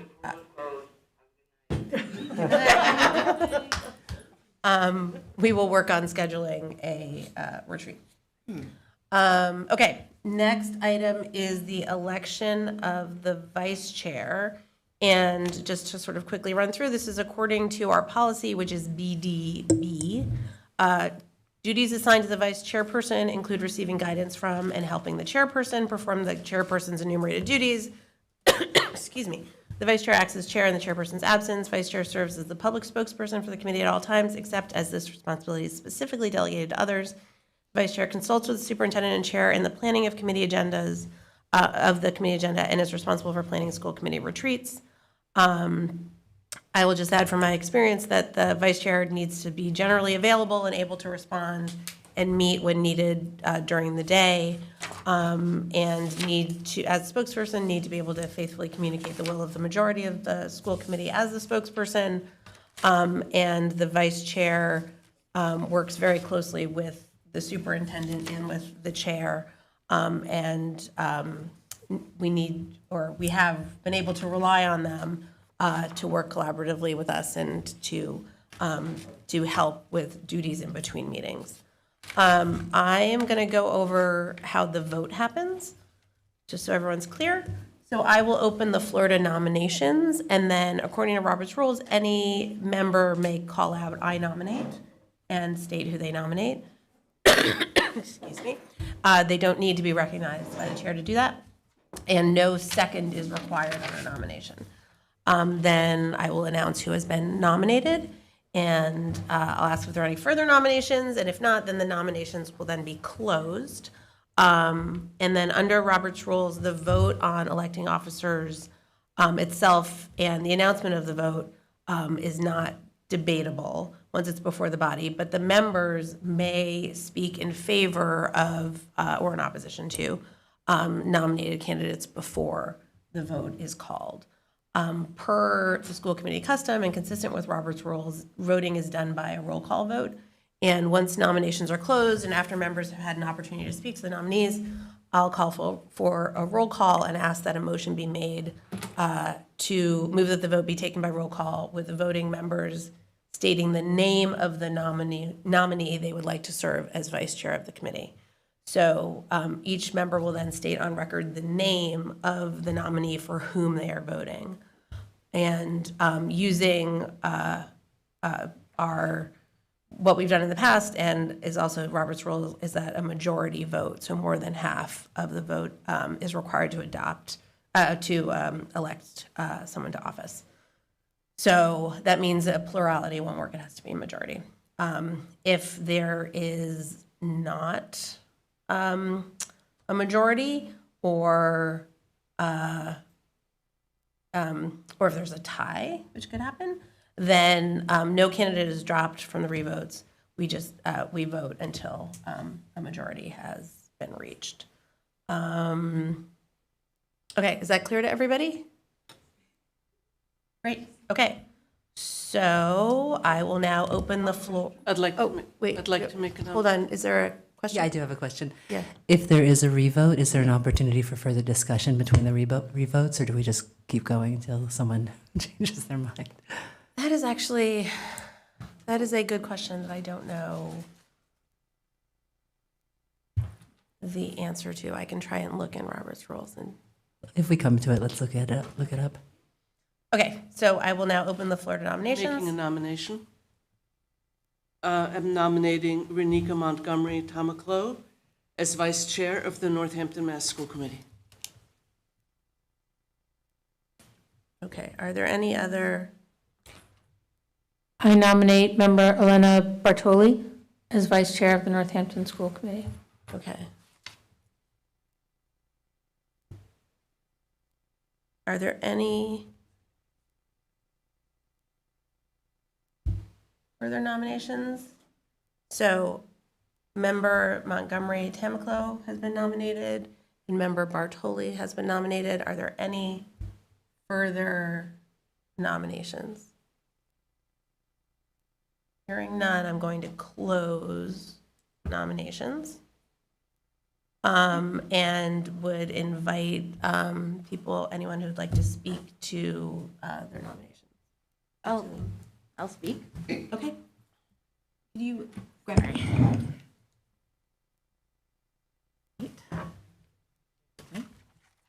So, first, I'm very honored to be considered for the role of vice chair of the Northampton School Committee.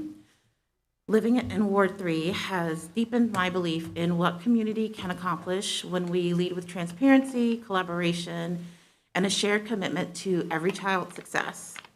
So my dedication to this work is rooted in lived experience. I'm a Head Start graduate. I went on to earn 2 degrees from Yale. I know what becomes possible when children are supported, believed in, and given access to opportunity. That experience guides me every day as an epidemiologist, as a project manager, and as a commissioner on the Northampton Reparations Study Commission. In my work as a reparations commissioner, I have helped lead a community-wide process that is grounded in truth-telling, historical understanding, and equity-centered policy design. That work has taught me the importance of having hard conversations, and we will have hard conversations, especially when navigating topics that are complex, emotional, and deeply personal. And what is more complex or deeply personal than the education of our children? I believe that listening to understand, engaging with curiosity, and treating every voice with dignity are essential to building trust and essential to effective school governance. I also understand that leadership requires the courage to make hard decisions. Our district faces real challenges, and families and educators deserve leaders who can weigh evidence, consider diverse perspectives, and act with integrity even when the path forward is not easy, and it will not be easy. I am committed to making decisions that are thoughtful, transparent, and grounded in what is best for students. And as vice chair, I will focus on strengthening communication and transparency. We need to engage our families, we need to engage our students, we need to engage our educators. We need to ensure that everyone feels seen and heard and everyone is informed. Supporting academic excellence for all learners. Every student is able to achieve within their ability, with particular attention to students who have been historically underserved. That includes our high-needs students, fostering respectful, productive discourse within the community and across the district, even when we disagree. One of the things I've done on reparations is have very, very difficult conversations where temperatures get high, and we still always manage to come out on the other side. I also promise to make decisions with clarity and compassion, guided by data, but data is not the only thing. We need community input and a commitment to equity. And I promise to center equity in every policy conversation, because that's drawing on my experience in reparative work and community-driven decision-making. I am deeply invested in the future of Northampton Public Schools. I have a niece and a nephew who will attend Northampton Public Schools, and not only as a public servant, but my nephew will be starting at preschool in Bridge Street very soon. I want them and every child in this city to feel seen, supported, and able to reach their fullest potential. I would be honored to serve as vice chair and continue to work alongside all of you to build a district where every student thrives. Thank you.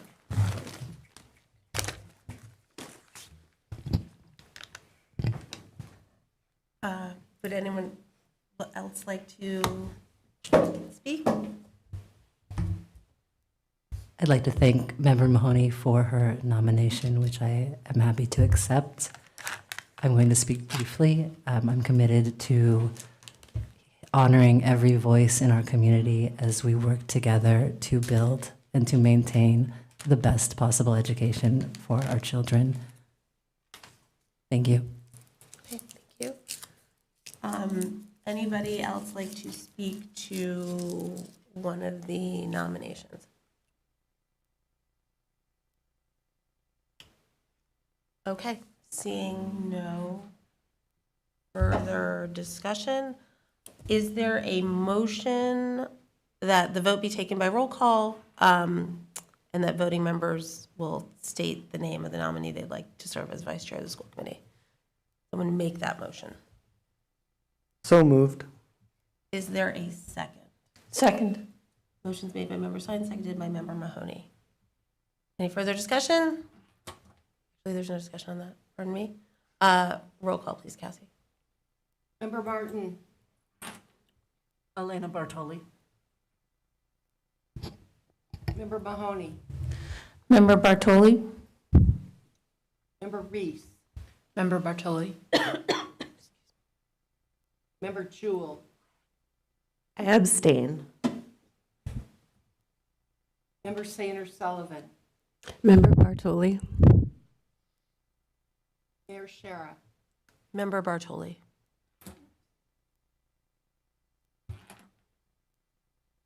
Member Bartoli. Member Bartoli. Member Weisenfreund.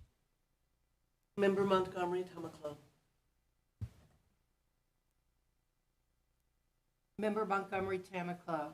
Member Montgomery Tamaclo. Member Stein. Member Montgomery Tamaclo. We have one abstention. 6. Member Bartoli, and 3. Member Montgomery Tamaclo. Okay.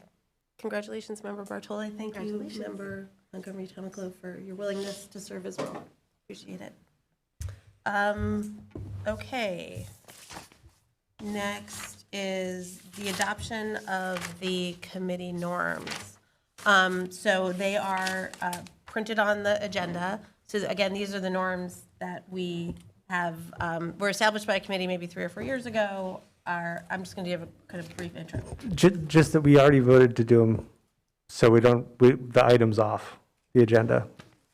I still think we should adopt these and then, like the rules, and then we would revise them at a retreat. Most recently, our practice has been to rotate through members each meeting, stating one of them. And, speaking about it briefly, we will have a retreat. We can decide whether these norms work, how we want to sort of actualize them, if there's maybe another way, another practice that is more effective, or if there is another way to stay true to agreed upon norms. So, is there a motion and a second to get them on the floor? How about a motion to approve, and if anyone wants to make a change, but we are going to talk about them at a retreat. Make a motion to approve. Is there a second? Who made the motion? Me. Member Sandy Sullivan? Is there a second?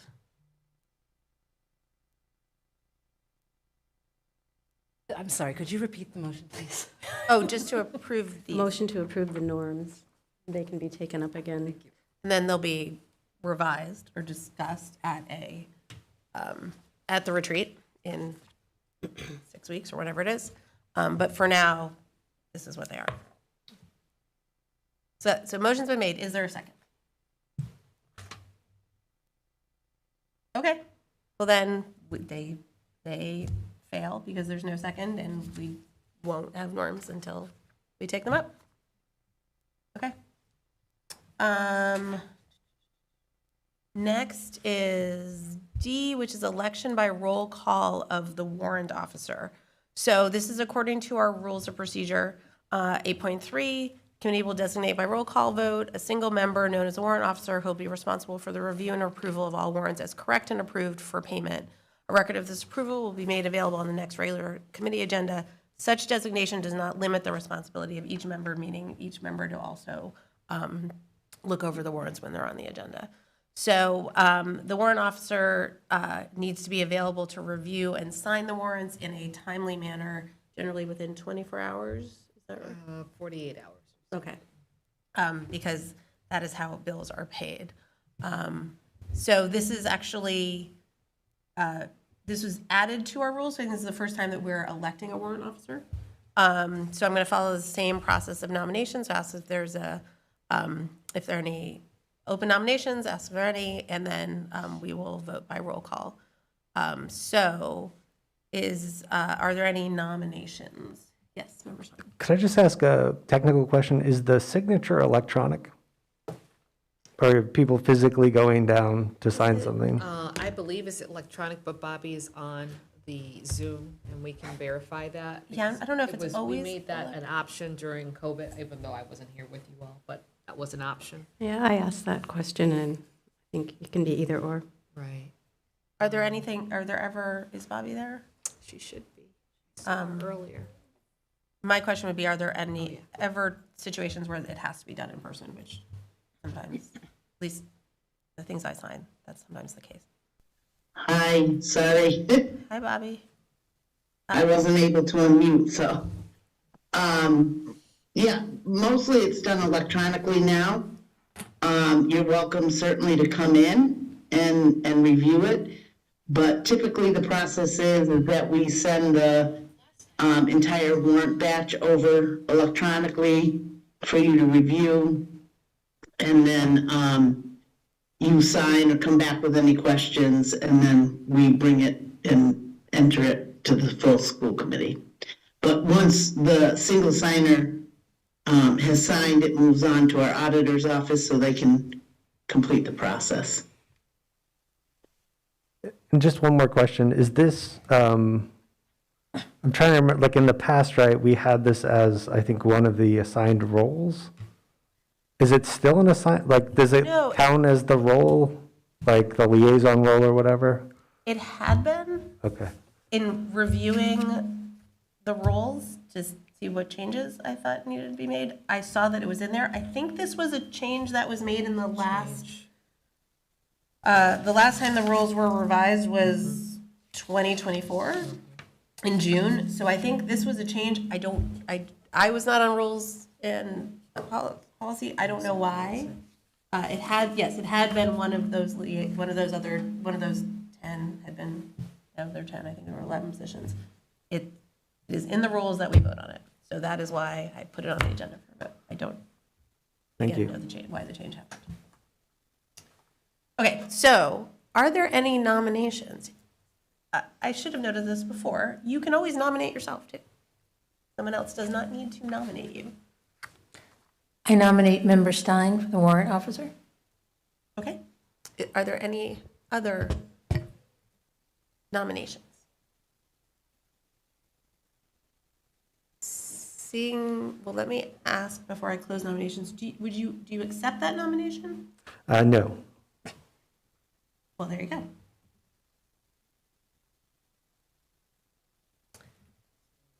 I mean, I can assign one of you, but the rules say we vote on it.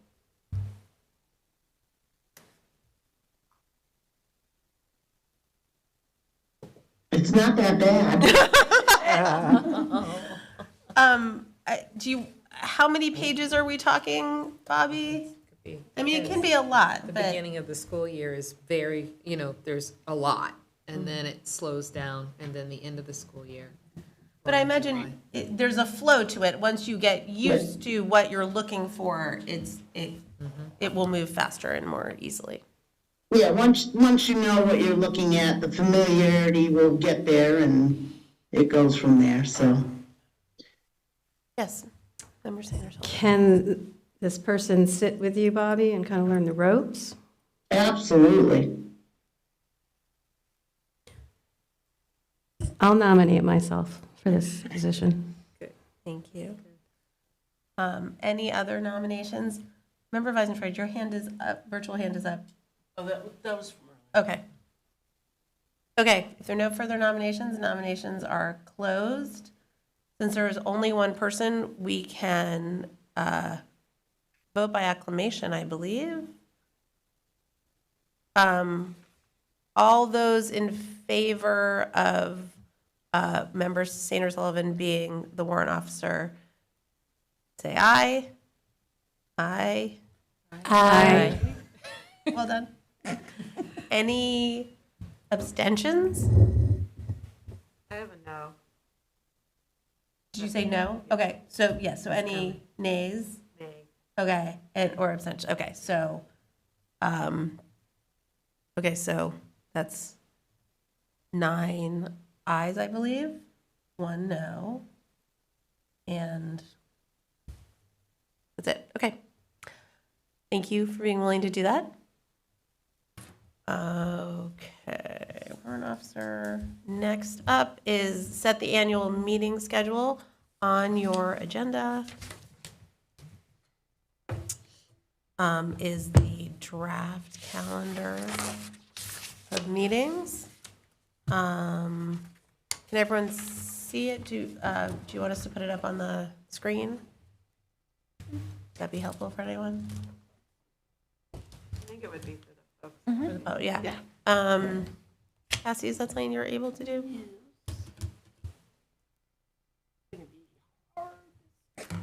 It's going to be hard? It's going to be hard to see it, just. Oh, it is a bit small. But hold on 1 second. Did we get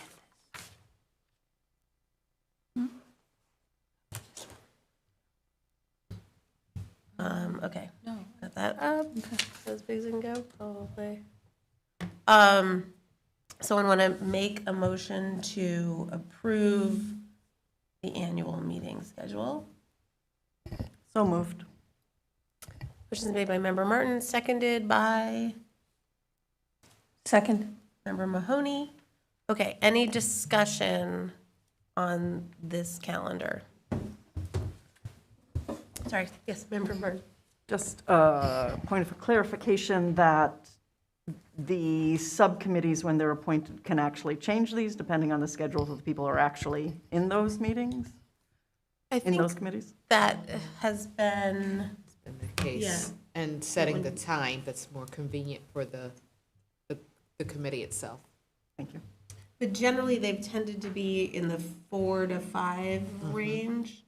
Yeah, but yes, that's, the committee also working with Cassie and superintendent could try and find a time that everyone's available and that works better. Okay. Excuse me, it was, Amy Martin made the motion? Yes. Okay, and Cindy Mahoney seconded? Correct. Great. Yes. She's learning voices. So.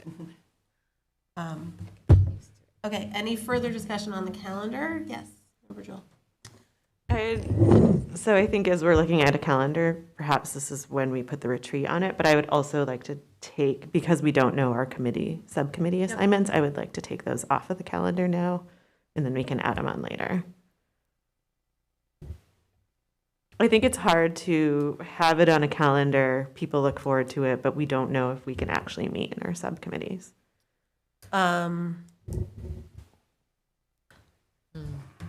I know that previously in 2024, folks had their subcommittee assignments earlier, so they were able to vote more of having them on the calendar. But as we don't have ours, I don't think we can vote on the things that we don't know. But we can vote on these meetings and move to set a date for the retreat. Okay, I mean, I don't have a problem with that as long as we then quickly establish what the monthly meeting will be, because I think people do rely on being able to see that. It's no problem. So is that your motion to amend this calendar? Yeah. Do you want me to restate it? I think Cassie wants you to. I would love to do that for you, Cassie. Thanks. I would like to make a motion to amend. Do I have to say anything after that? To amend to take subcommittee dates off of the current calendar that we are voting on, as we will put them on once we've had our subcommittee assignments, and to add the upcoming retreat onto this calendar. Okay? Yeah, I'm a little bit worried about nailing down the retreat, just because we also will need a location. Like, there are things that we... But that's... Yeah. We could try. Or a doodle might work better later. But Member Stein. Sort of a practical and an open meeting law question. So if we vote without the subcommittee dates as placeholders, and then we get appointed to subcommittees between now and the next meeting, can we just organize, like over email, that's fine? Or Yes, you can do... or do we do it through Cassie? You do it through Cassie, but that is something that is permitted under open meeting law to do scheduling, as long as there's no deliberative. Yeah. So was there a second to that motion? Okay. Motion's made by Member Jewel. Is there a second? I second. Seconded by Member Bartoli. Okay. Any further discussion on this calendar? Okay, seeing none. Since we're all here, I can do all those in favor, please say aye. But you gotta do it if we're gonna do it. Otherwise, we're gonna do a roll call. We can do a roll call if we'd rather, if that's the preference. Okay, let's do a roll call, please. Member Reese. Sure. I'm actually going to abstain because I'm not sure. Member Jewel. Yeah. Member Sainer Sullivan. Yes. Member Mayor Shara. Yes. Member Bartoli. Yes. Member Weissenfreund. No. Member Montgomery Tamaclo. Abstain. Member Stein. No. Member Martin. No. Member Mahoney. Abstain? Okay, we have 3 abstains. We have 1, 2, 3, 4 yes, and 1, 2, 3 no's. So the ayes have it. Okay. And the motion, so was to remove those and to set a date? I had just that I meant to take the subcommittee meetings off the calendar. They will be put on upon assignments, and retreat will be added to this calendar. Right, okay, so just set a date for the retreat. Okay, so that passed. So,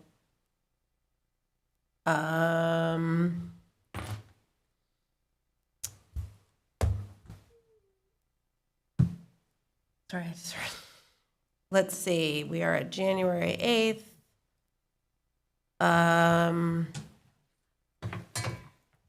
Anyone want to throw out some dates that will work for them in, let's say, February? School vacation week is the week of 16th. I thought we were going to do a doodle for the retreat. But wasn't the motion to schedule a retreat? I thought it was to add the retreat to the calendar once it's known. Did I miss that? That was my understanding. Is what. Do you want to clarify what your intention was? So it was to add the retreat today, if Today, possible. okay. Understood. Right. Okay, everyone looking at their calendars? Yes. Okay, hold on, let me find. So, sensing the room, we wouldn't want to do the week of school vacation, right? Okay. We already have a school committee meeting on the 12th.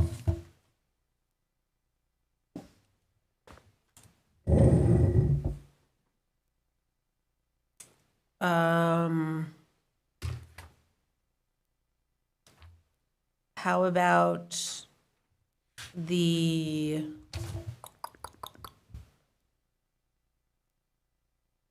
~26th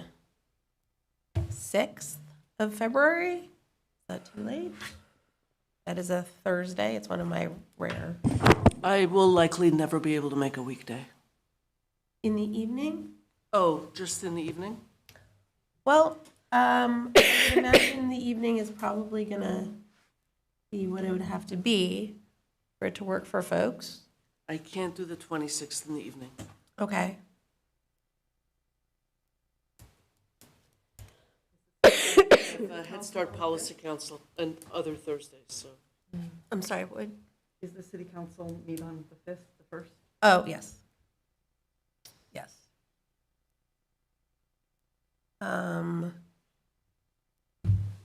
The week.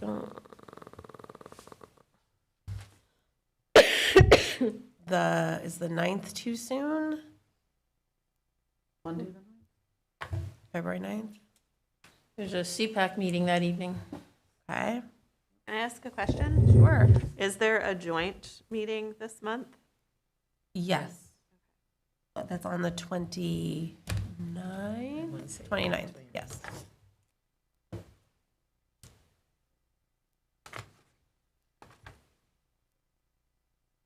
I assume people wouldn't want to do a Friday? I assume correct. That whole week is shot, so I'm back to the week of the 23rd.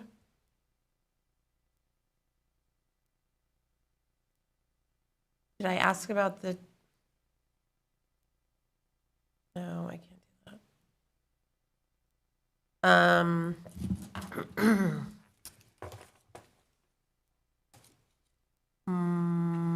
March 2nd, which is a Monday. there's likely often there would be a subcommittee that day, right? There should be, yeah, so March is tricky because that's usually, the Budget and Property Subcommittee has,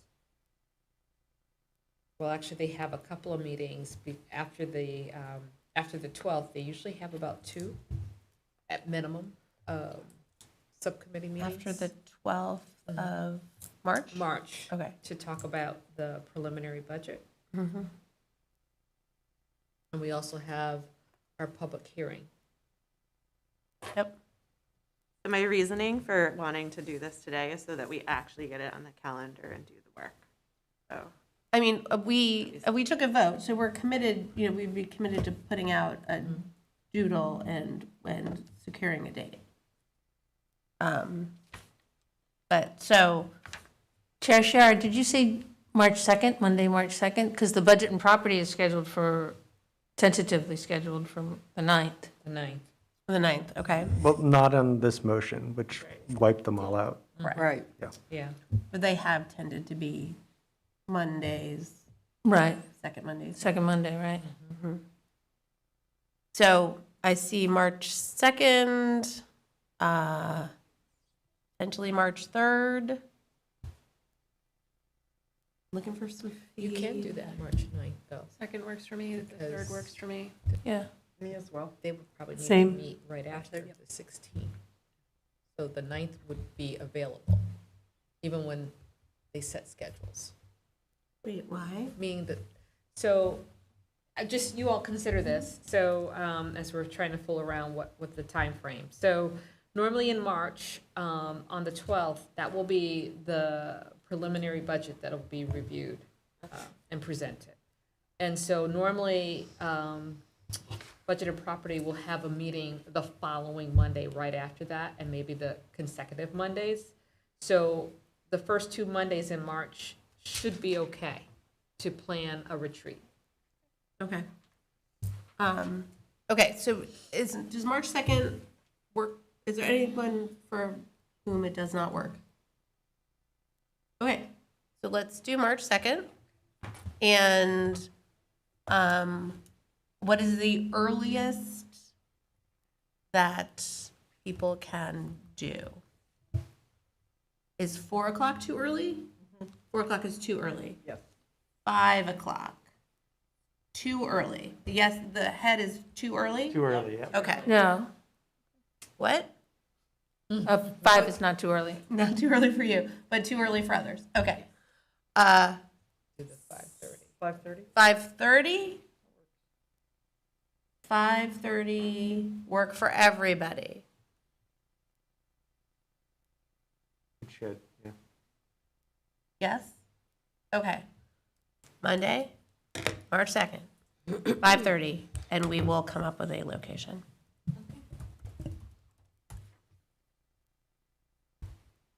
Okay. What would be the end time for that? Can we set an end time? Usually they're, I'd say, 3 hours. So we could say 8:30, or we could go with our rules and say 9:30. Just kidding. Okay, 5:30 to 8:30. Okay. Great. Thank you for doing that exercise, everybody. Next is, so this is a new thing, which is a school committee calendar of sort of annual events and sort of agenda topics. So I went to the MESC conference in November, and one of the sessions that I went to was on how to make school committee meetings shorter. There's always at least one, and usually more than one session on that at this conference, if that makes you all feel better, that this is something that everyone struggles with. So, how to make them shorter, more effective, and this one was on how to make them also more professional, and was led by a leadership team at Pioneer Valley Regional, which shared some strategies that had helped them make their meetings shorter and more productive. And actually, they felt by doing so, allowed them, created for them more space and sort of energy to work on more substantive issues and long-term goals.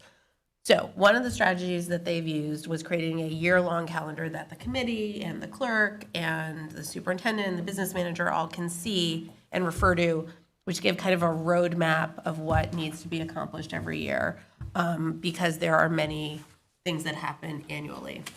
That way you can sort of look ahead and know that in a certain month, these are the things that we will definitely be addressing. And as we go to make the agenda, try and figure out how much additional room there is to tackle other things.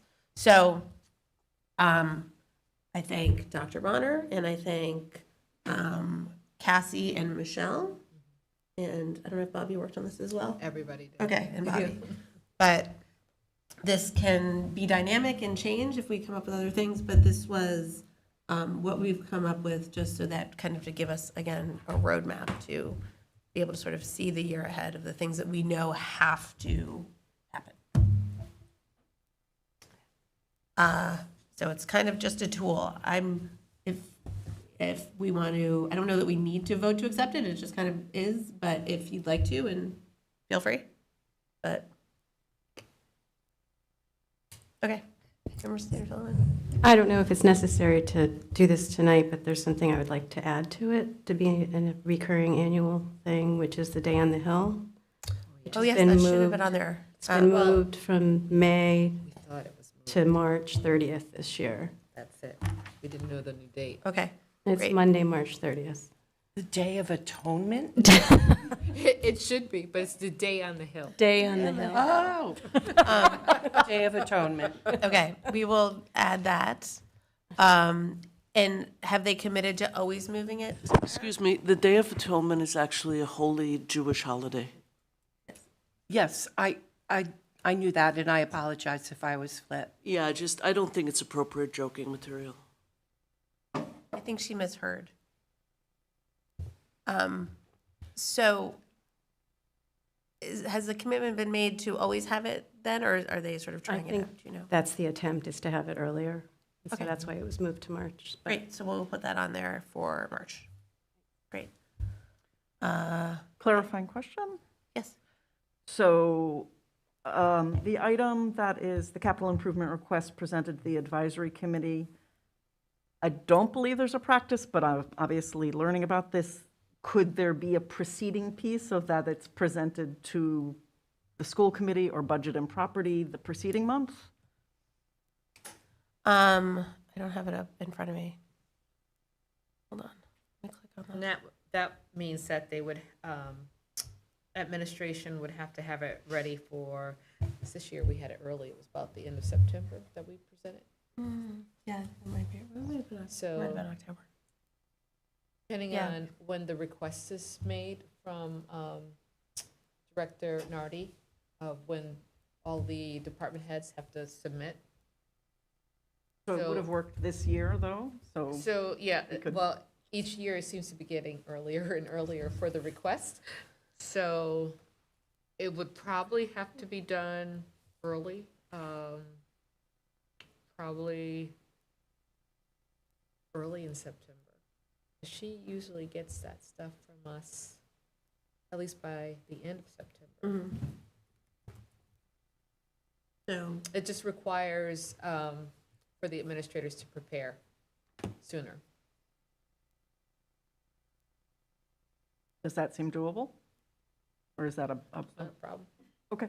I mean, we have to do it. It just expedites us. Yeah, it just, from my perspective, it seemed like a missing piece because, I mean, there's some pieces, you and I talked about this a little at the committee meeting, there's some pieces that are, equipment and vehicles, and then there's pieces that are strategic planning and curriculum, and for those at least, it seems like, having the school committee be aware of those before they go to the city council would be correct. Okay, so we will add that. Yeah, just have to figure out. Member which sign. one is best. Yeah, I had another point to make, which I'll make, but I agree with Member Martin that for too long, we've been entirely cut out of that process despite the purview of the subcommittees over those domains. And for too long, it's been treated as just another department where our administrators present these things with no input or even awareness from the school committee. So I would like to see that change. And I would like to see oversight of those elements when there are others requests by budget and property, curriculum subcommittee, rules and policy, et cetera, as relevant. And it's disappointing that they're not brought to us. So I would like to see that. I'd also, just raise some caution. I've heard a lot of excitement about limiting deliberation and meeting length today. And now we're getting and I think this is helpful to sort of lay out how things flow, but there's a lot of choices being made on what's on here. And I feel particularly managed already as a committee. And the more you constrain our time, the more you limit the things that we can actually work on together. And the more things that fill up this list, the more we'll be told there's not room. And so I don't see anywhere on here, the implementation of the largest program that I'm aware of we've rolled out in years, which is the elementary district-wide aftercare program. That's nowhere to be seen here. I know we referred it to the subcommittees, but this is a thing where we have to strategically plan for when we're going to, as a body, have time to discuss it. There's nothing on here about a mid-year appropriation. Nothing on here about the bathroom issue that has been recurring for 3 years. So we don't all have to agree about what's on here, but I'm just drawing the attention to you all and the public that the more we constrain our ability to discuss things and the more our calendar gets filled up in this way, the less responsive to the needs of the district that we've been told about and frankly elected to address, we will be able to do. So I'm just going to clarify, these are just, this is not everything that will be on agendas. These are just things that have to happen every year. These are not, we wouldn't put the rollout of the after-school program on there because that's not something that's going to happen every year. These are just to give, again, a roadmap so you can see that these are the sort of cyclical annual things and when to expect them.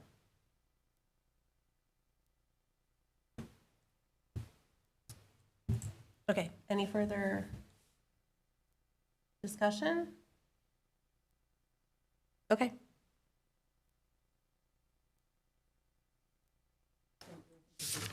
Oh, you're welcome. I was hoping it would be just a tool to help you sort of see what to expect. So we're going to move on to new business. So I think you all received an email from Attorney Taylor, who is very sick. And I actually was on a call with her about something else yesterday and heard her getting sicker on the phone with me. So I hope she feels better soon. And so we will have to, reschedule that her open meeting law and conflict of interest sort of presentation to all of us for the next meeting. And so that will bring us to B, which is the 2026-2027 program of study with Principal Taglieri, who I know, I just have to scroll around. Find him.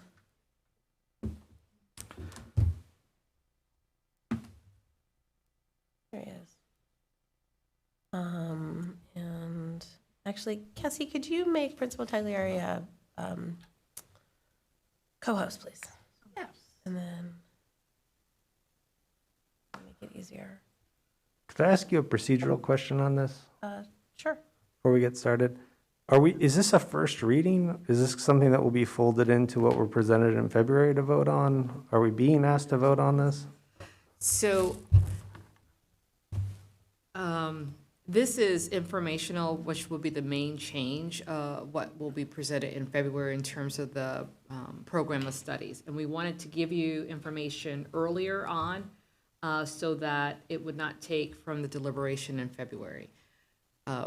The goal was to have the full program of studies, but because this was the first meeting and it was organizational, we were not ready in time. And so this is the big significant change that will be in the program of studies. So this is a one-pager, time for you to ask questions and to digest. And then it'll allow you a whole month until we come together again to ask questions and to be informed when you make your decision come February. We will definitely need a vote in February, though. Students need to have the program of studies ready so that they can select their courses for next year.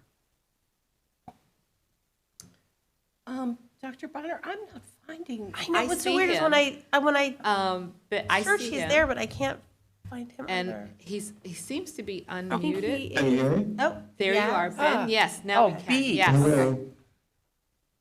Good I evening. don't know if I can turn my video on. Okay, hold on 1 second, and then,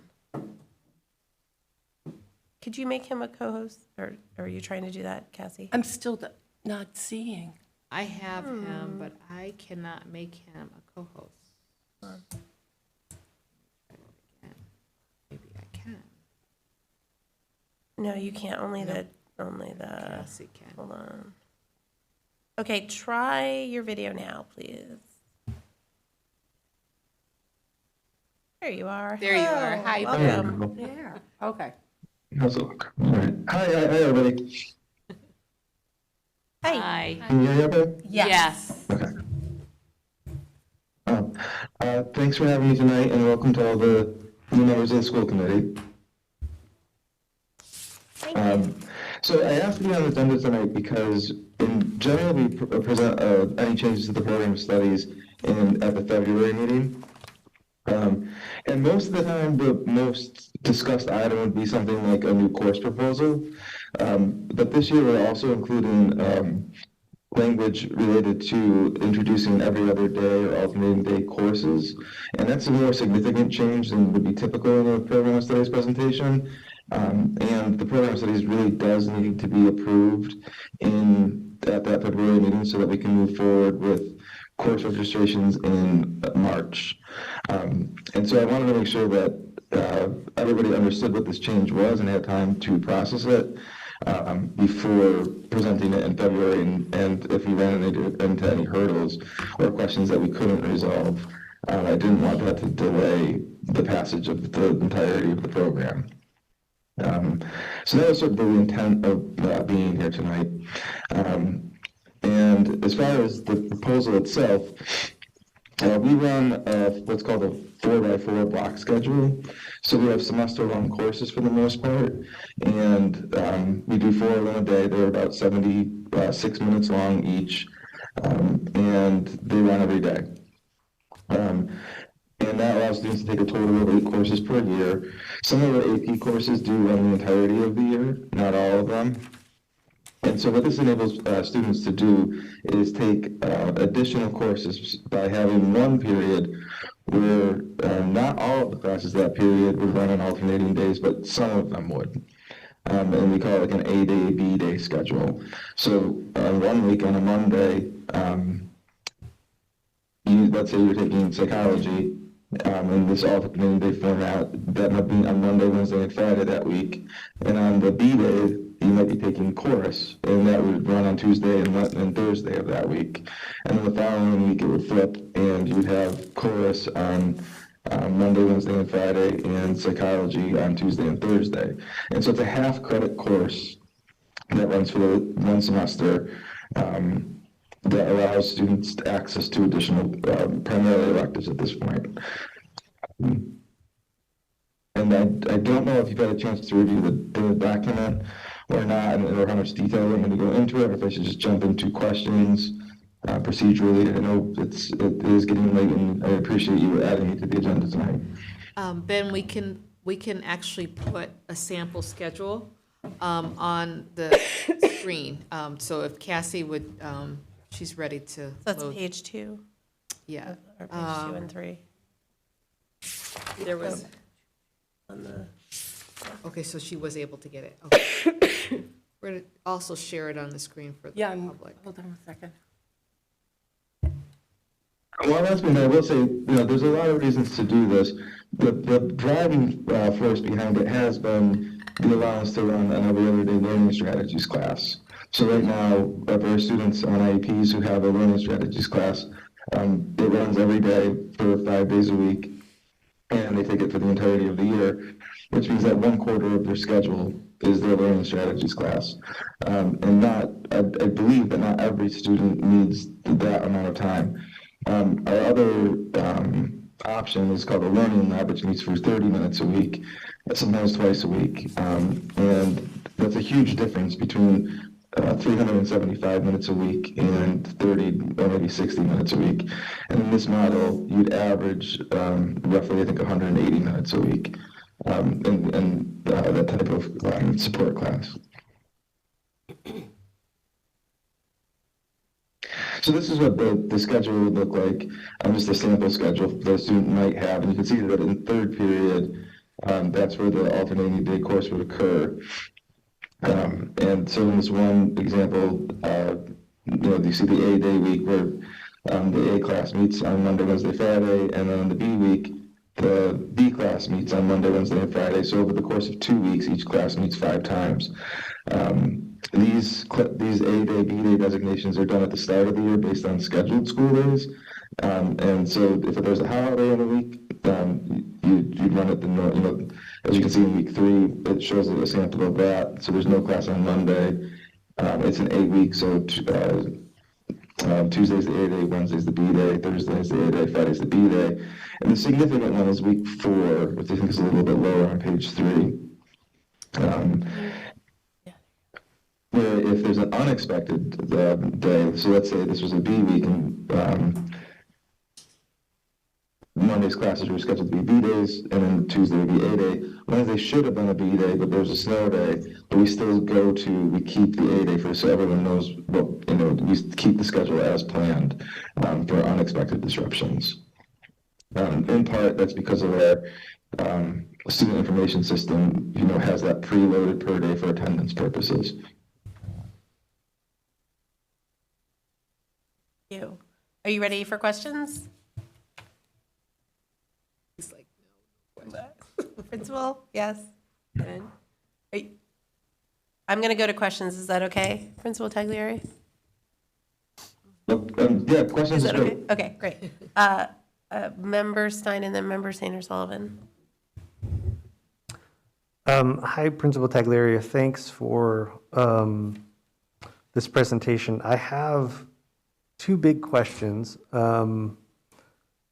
But before I mention them, I just, first I want to acknowledge what a public commenter said earlier in commending you for trying to address some of these issues and bringing something forward, which I appreciate, and I think a lot of people appreciate. I guess where I, and this is no fault of yours, but like where I am kind of frustrated about this conversation is we're getting sort of a major scheduling change, which is supposed to address some IEP and some curricular issues that hasn't been reviewed by a curriculum subcommittee, where we don't have one that's going to meet. We're going to be forced to vote on this before we've had those discussions. And we haven't had the presentation or any discussion about the case report for secondary special education. So we're being asked to make a very kind of substantial change to the block schedule, in part to make the experience of students on IEPs who are getting services through learning strategies and these other things a little bit more equitable, where some of them might be able to take electives, right? So like, I'm frustrated that it's not a more robust conversation about all those pieces. You don't control that. I want to recognize that. But just as a committee member, I'm frustrated by that. So my 2 questions are, first, if you could just explain for folks, there's a lot of new folks here, what the actual block schedule is today and how this would look different. I know we have this alternating map, but just like walk us through a current day. And then the second thing is how these changes relate to, our need to comply with the minimum instructional hours, how it relates to IEP service delivery, right? So I think the existing system sort of forces students who have service delivery to have learning strategies and then don't have an opportunity to take electives in some cases. So then they're less competitive for college applications and other things. This sort of decreases that bar. So then but you just sort of like made the choice a little bit. You've given some kids more choices, but the overall inequity of that situation frankly remains. So I'm just wondering if you can talk about how you see those things, and also how it does, or maybe it doesn't at all, relate to the staffing challenges we had with offering any electives. I mean, we couldn't even register kids for classes last year and had to add teachers. So what does the alternating do? Does it do anything that helps us in terms of access, in terms of class size, or does it simply just move those folks around? So if you could first explain to us, walk us through the current block schedule, and then sort of try to address some of those other questions, that would be great. Thanks. Sure. All right, so the current block schedule looks almost identical, except in this third period, we would just say they have psychology every day. And so it would look like every other period, and it would just be the one course. And so in this model, that's the only real difference, is that you could take an every other day class third period.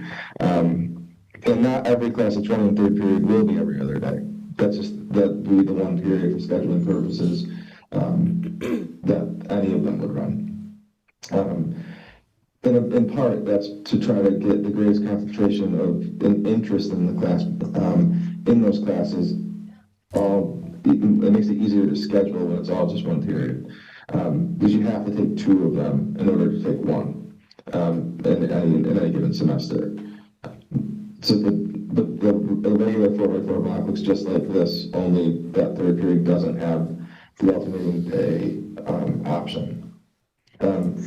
As far as time and the case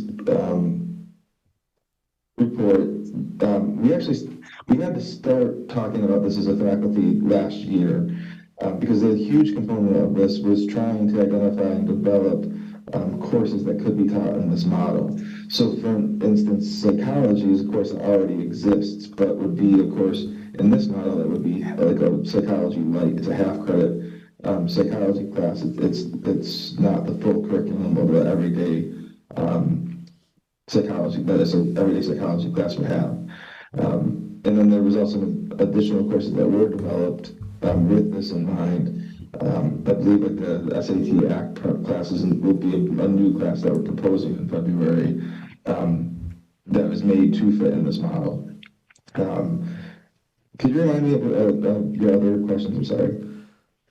Sure, yeah. And just, so one of them related to IEP service delivery, and also ability to offer electives and make student schedules actually function, which we ran into. Does this help with that?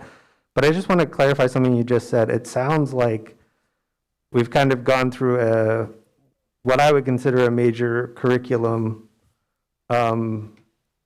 change starting last year, and we are hearing about it now, and it wasn't presented to the curriculum subcommittee that previously existed, and we need to vote on it by February? Yeah, I started talking about it last year with people to get feedback on it. This is something that existed previously. When I taught in the district a number of years ago, we had these classes, so that's where this idea came from. We also wanted to give people time to think of alternatives. The driving force really was the concern that you're raising around the special education options for students being really far apart. So we had the 375 minutes a week or the learning lab, and not really anything in between. And so this was the way that we could do that. And I wanted to get a lot of teacher feedback, ideas, thoughts, how else could we do this? And at the end of the day, this was the best idea that we had. And it does, there's benefits and there's concerns that come with it, for sure. Some benefits is like longer term, and next year I do have, the rollout of this is challenging. We're not even really having that discussions yet in IEP meetings. Obviously it needs to be approved before we can do that. And we need to make sure that we're enrolling kids in it and that it's working. And the level of interest in the variety of courses that students are going to want to take.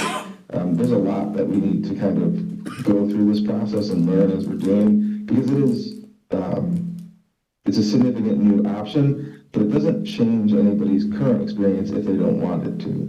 So you don't have to take any of these courses. It just creates a new option for students to take. So that's a plus. The scheduling concerns that you're talking about are very real.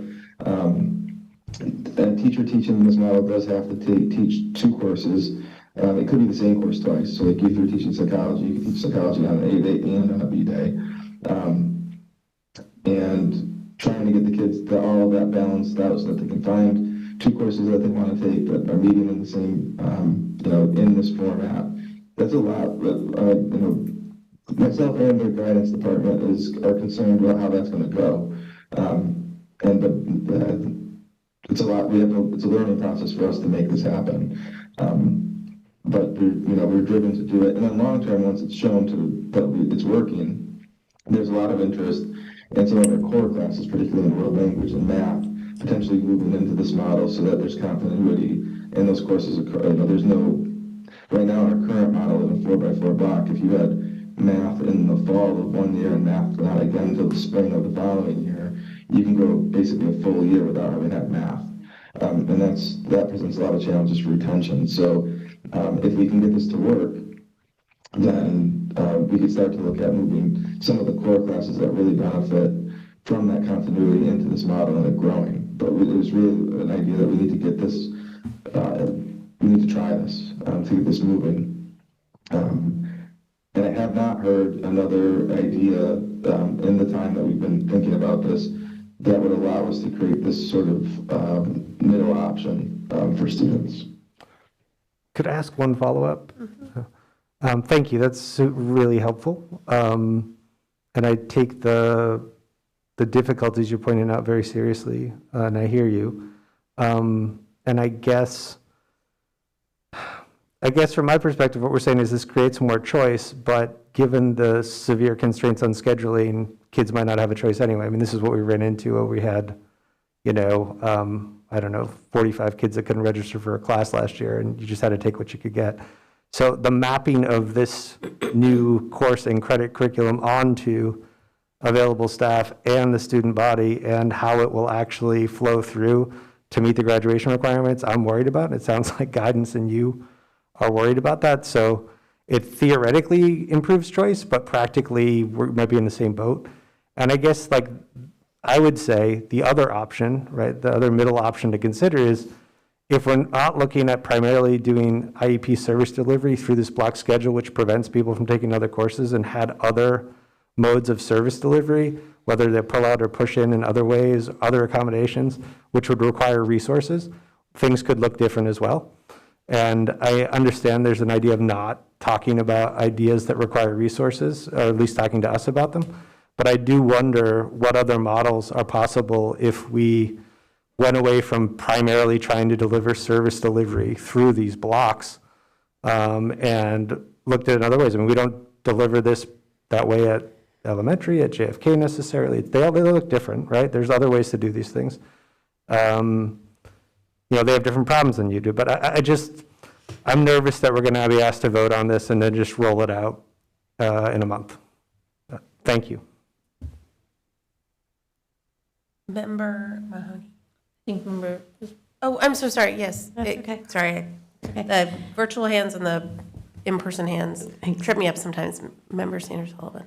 Thank you, Principal Taglieri. I have just a quick question about the courses offered, and you might have touched on this, and excuse me if you did, but is this a sampling or is this set, and how were these decided?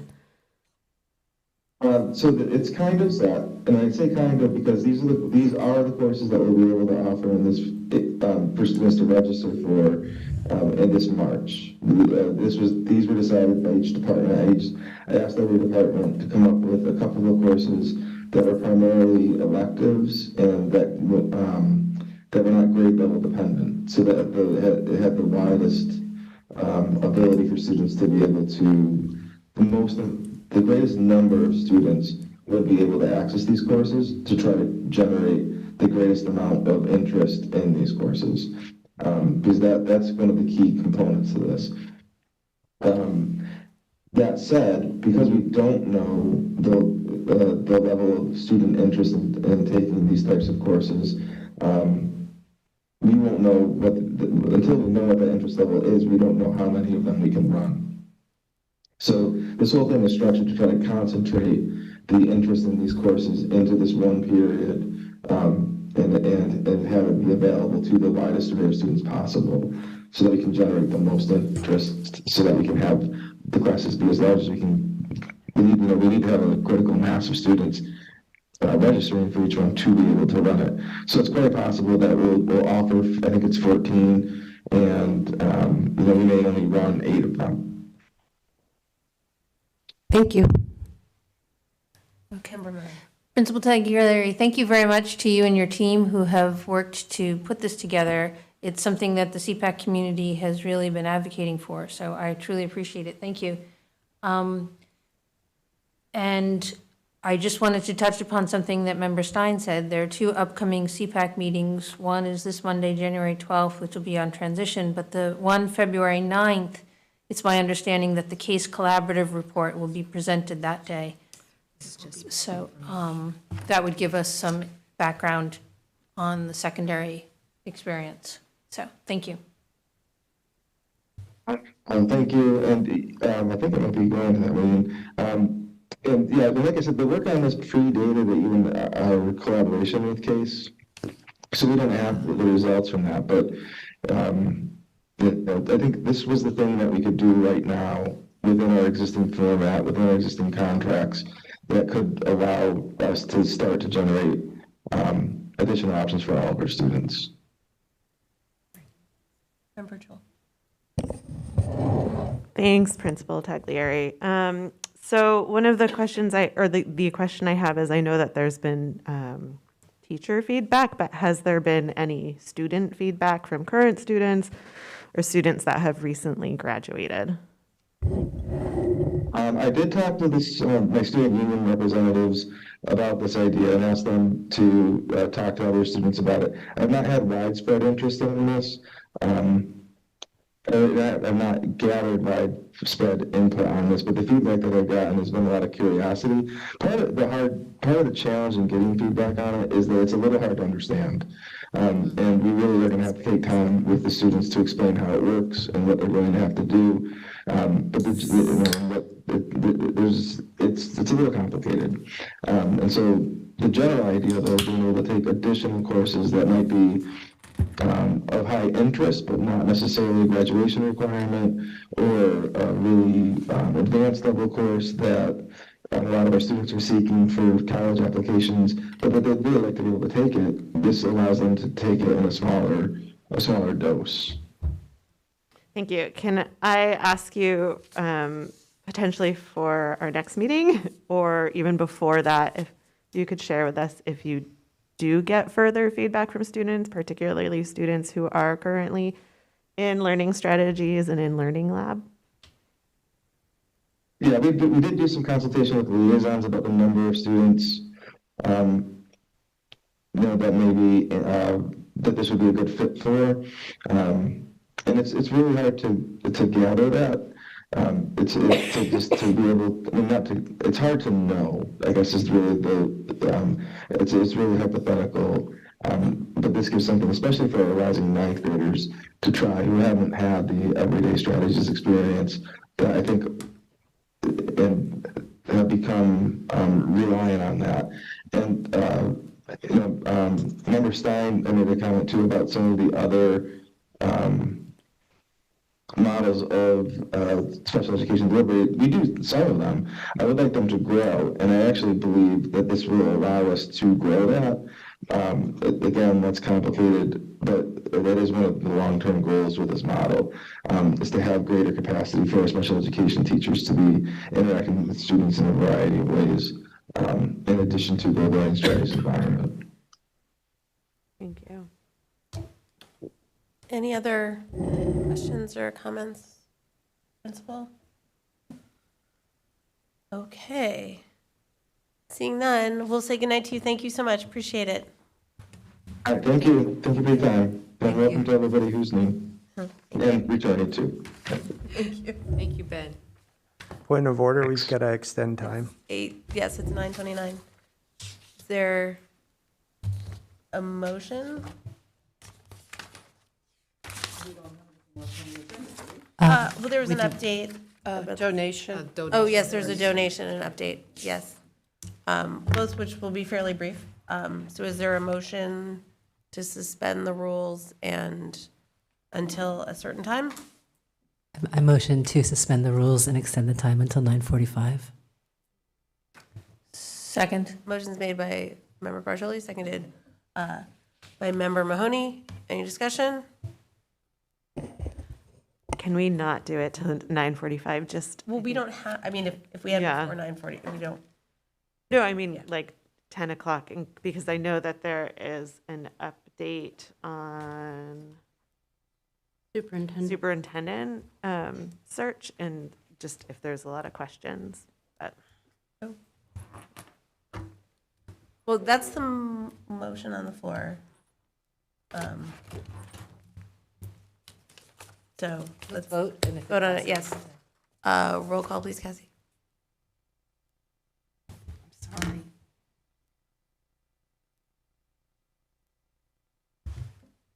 All right. Member Reese, Yes. Member Jewell, no. Member Sainer Sullivan, Yes. Mayor Shara, Yes. Member Bartoli, Yes. Member Weisenfreund, Yes. Member Montgomery Tamaclow, No. Member Stein, No. No. Member Martin, Yes. Member Mahoney, Yes.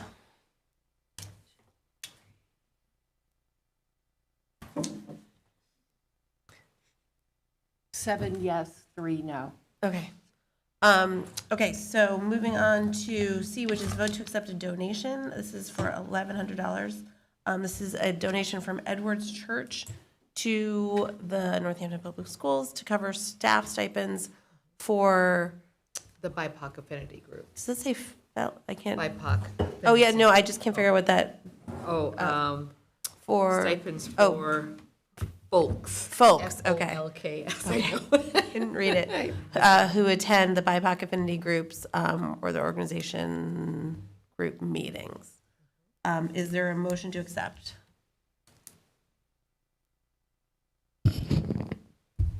I move we accept. Is there a second?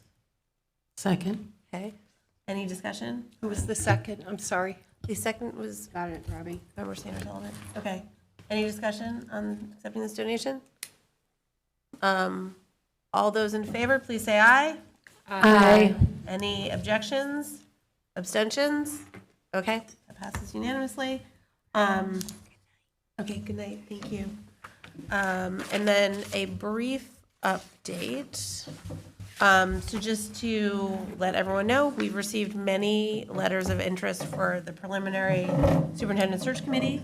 And as Cassie has informed me, so we didn't set a deadline for that, but I think that we would like to have, anyone who, we've already received many applications. Let's say, please, anyone who's listening, if you'd still like to apply, please do so by Monday. Work on making those appointments in the next 2 weeks. And thank you for everyone who has expressed interest. Appreciate it.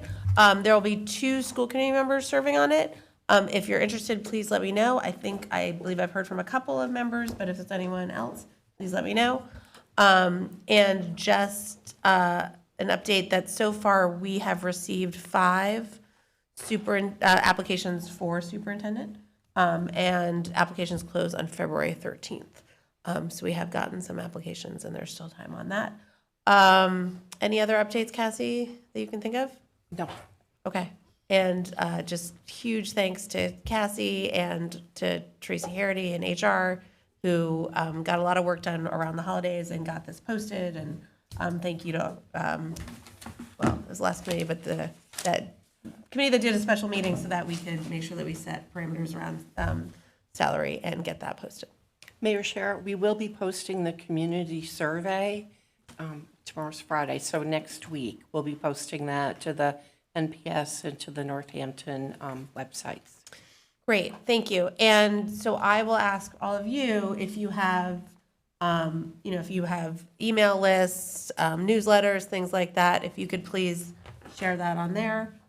We'll post it on the city website as well, and we'll put it in the city newsletter. But if, as much as you can, push that out into the world and try and encourage people to please take that survey. It would be appreciated. Any questions? Yes. Cassie, also appreciation for all the work you're doing and to all the other staff too. I think I heard you mention casually before that not enough students have Thank you. asked to participate, so I don't know what we can do to spread that word to encourage more applications from students. Yes, yes, we would like more students to apply. There may have been some that applied. I know that the Youth Commission put it out yesterday, and not all of, I don't know, I haven't seen everything that's come in, but yeah, any students who are interested, particularly often there's been high school, and I think maybe a JFK student who's served last time. We have one JFK and one high school student. But I can't remember last applied. time I don't remember last. if there were just 2 high school students or whether there was one from JFK and one from high school. But yes, we want to make sure that there are students who are on, so please apply. How many people are you looking for to have on the ad hoc committee? Oh, you had to ask me. I don't have that with me. I want to say it's 13? 12 to 14, yeah. And probably 13, because we probably want an odd number. Let's say it's 13 or 15. I'd have to look at what it was last time, which it was somewhere around there. A pretty sizable group, because there's so many different representations that we want on there, including community members. So there are some community members who have applied, but if, encourage people to apply.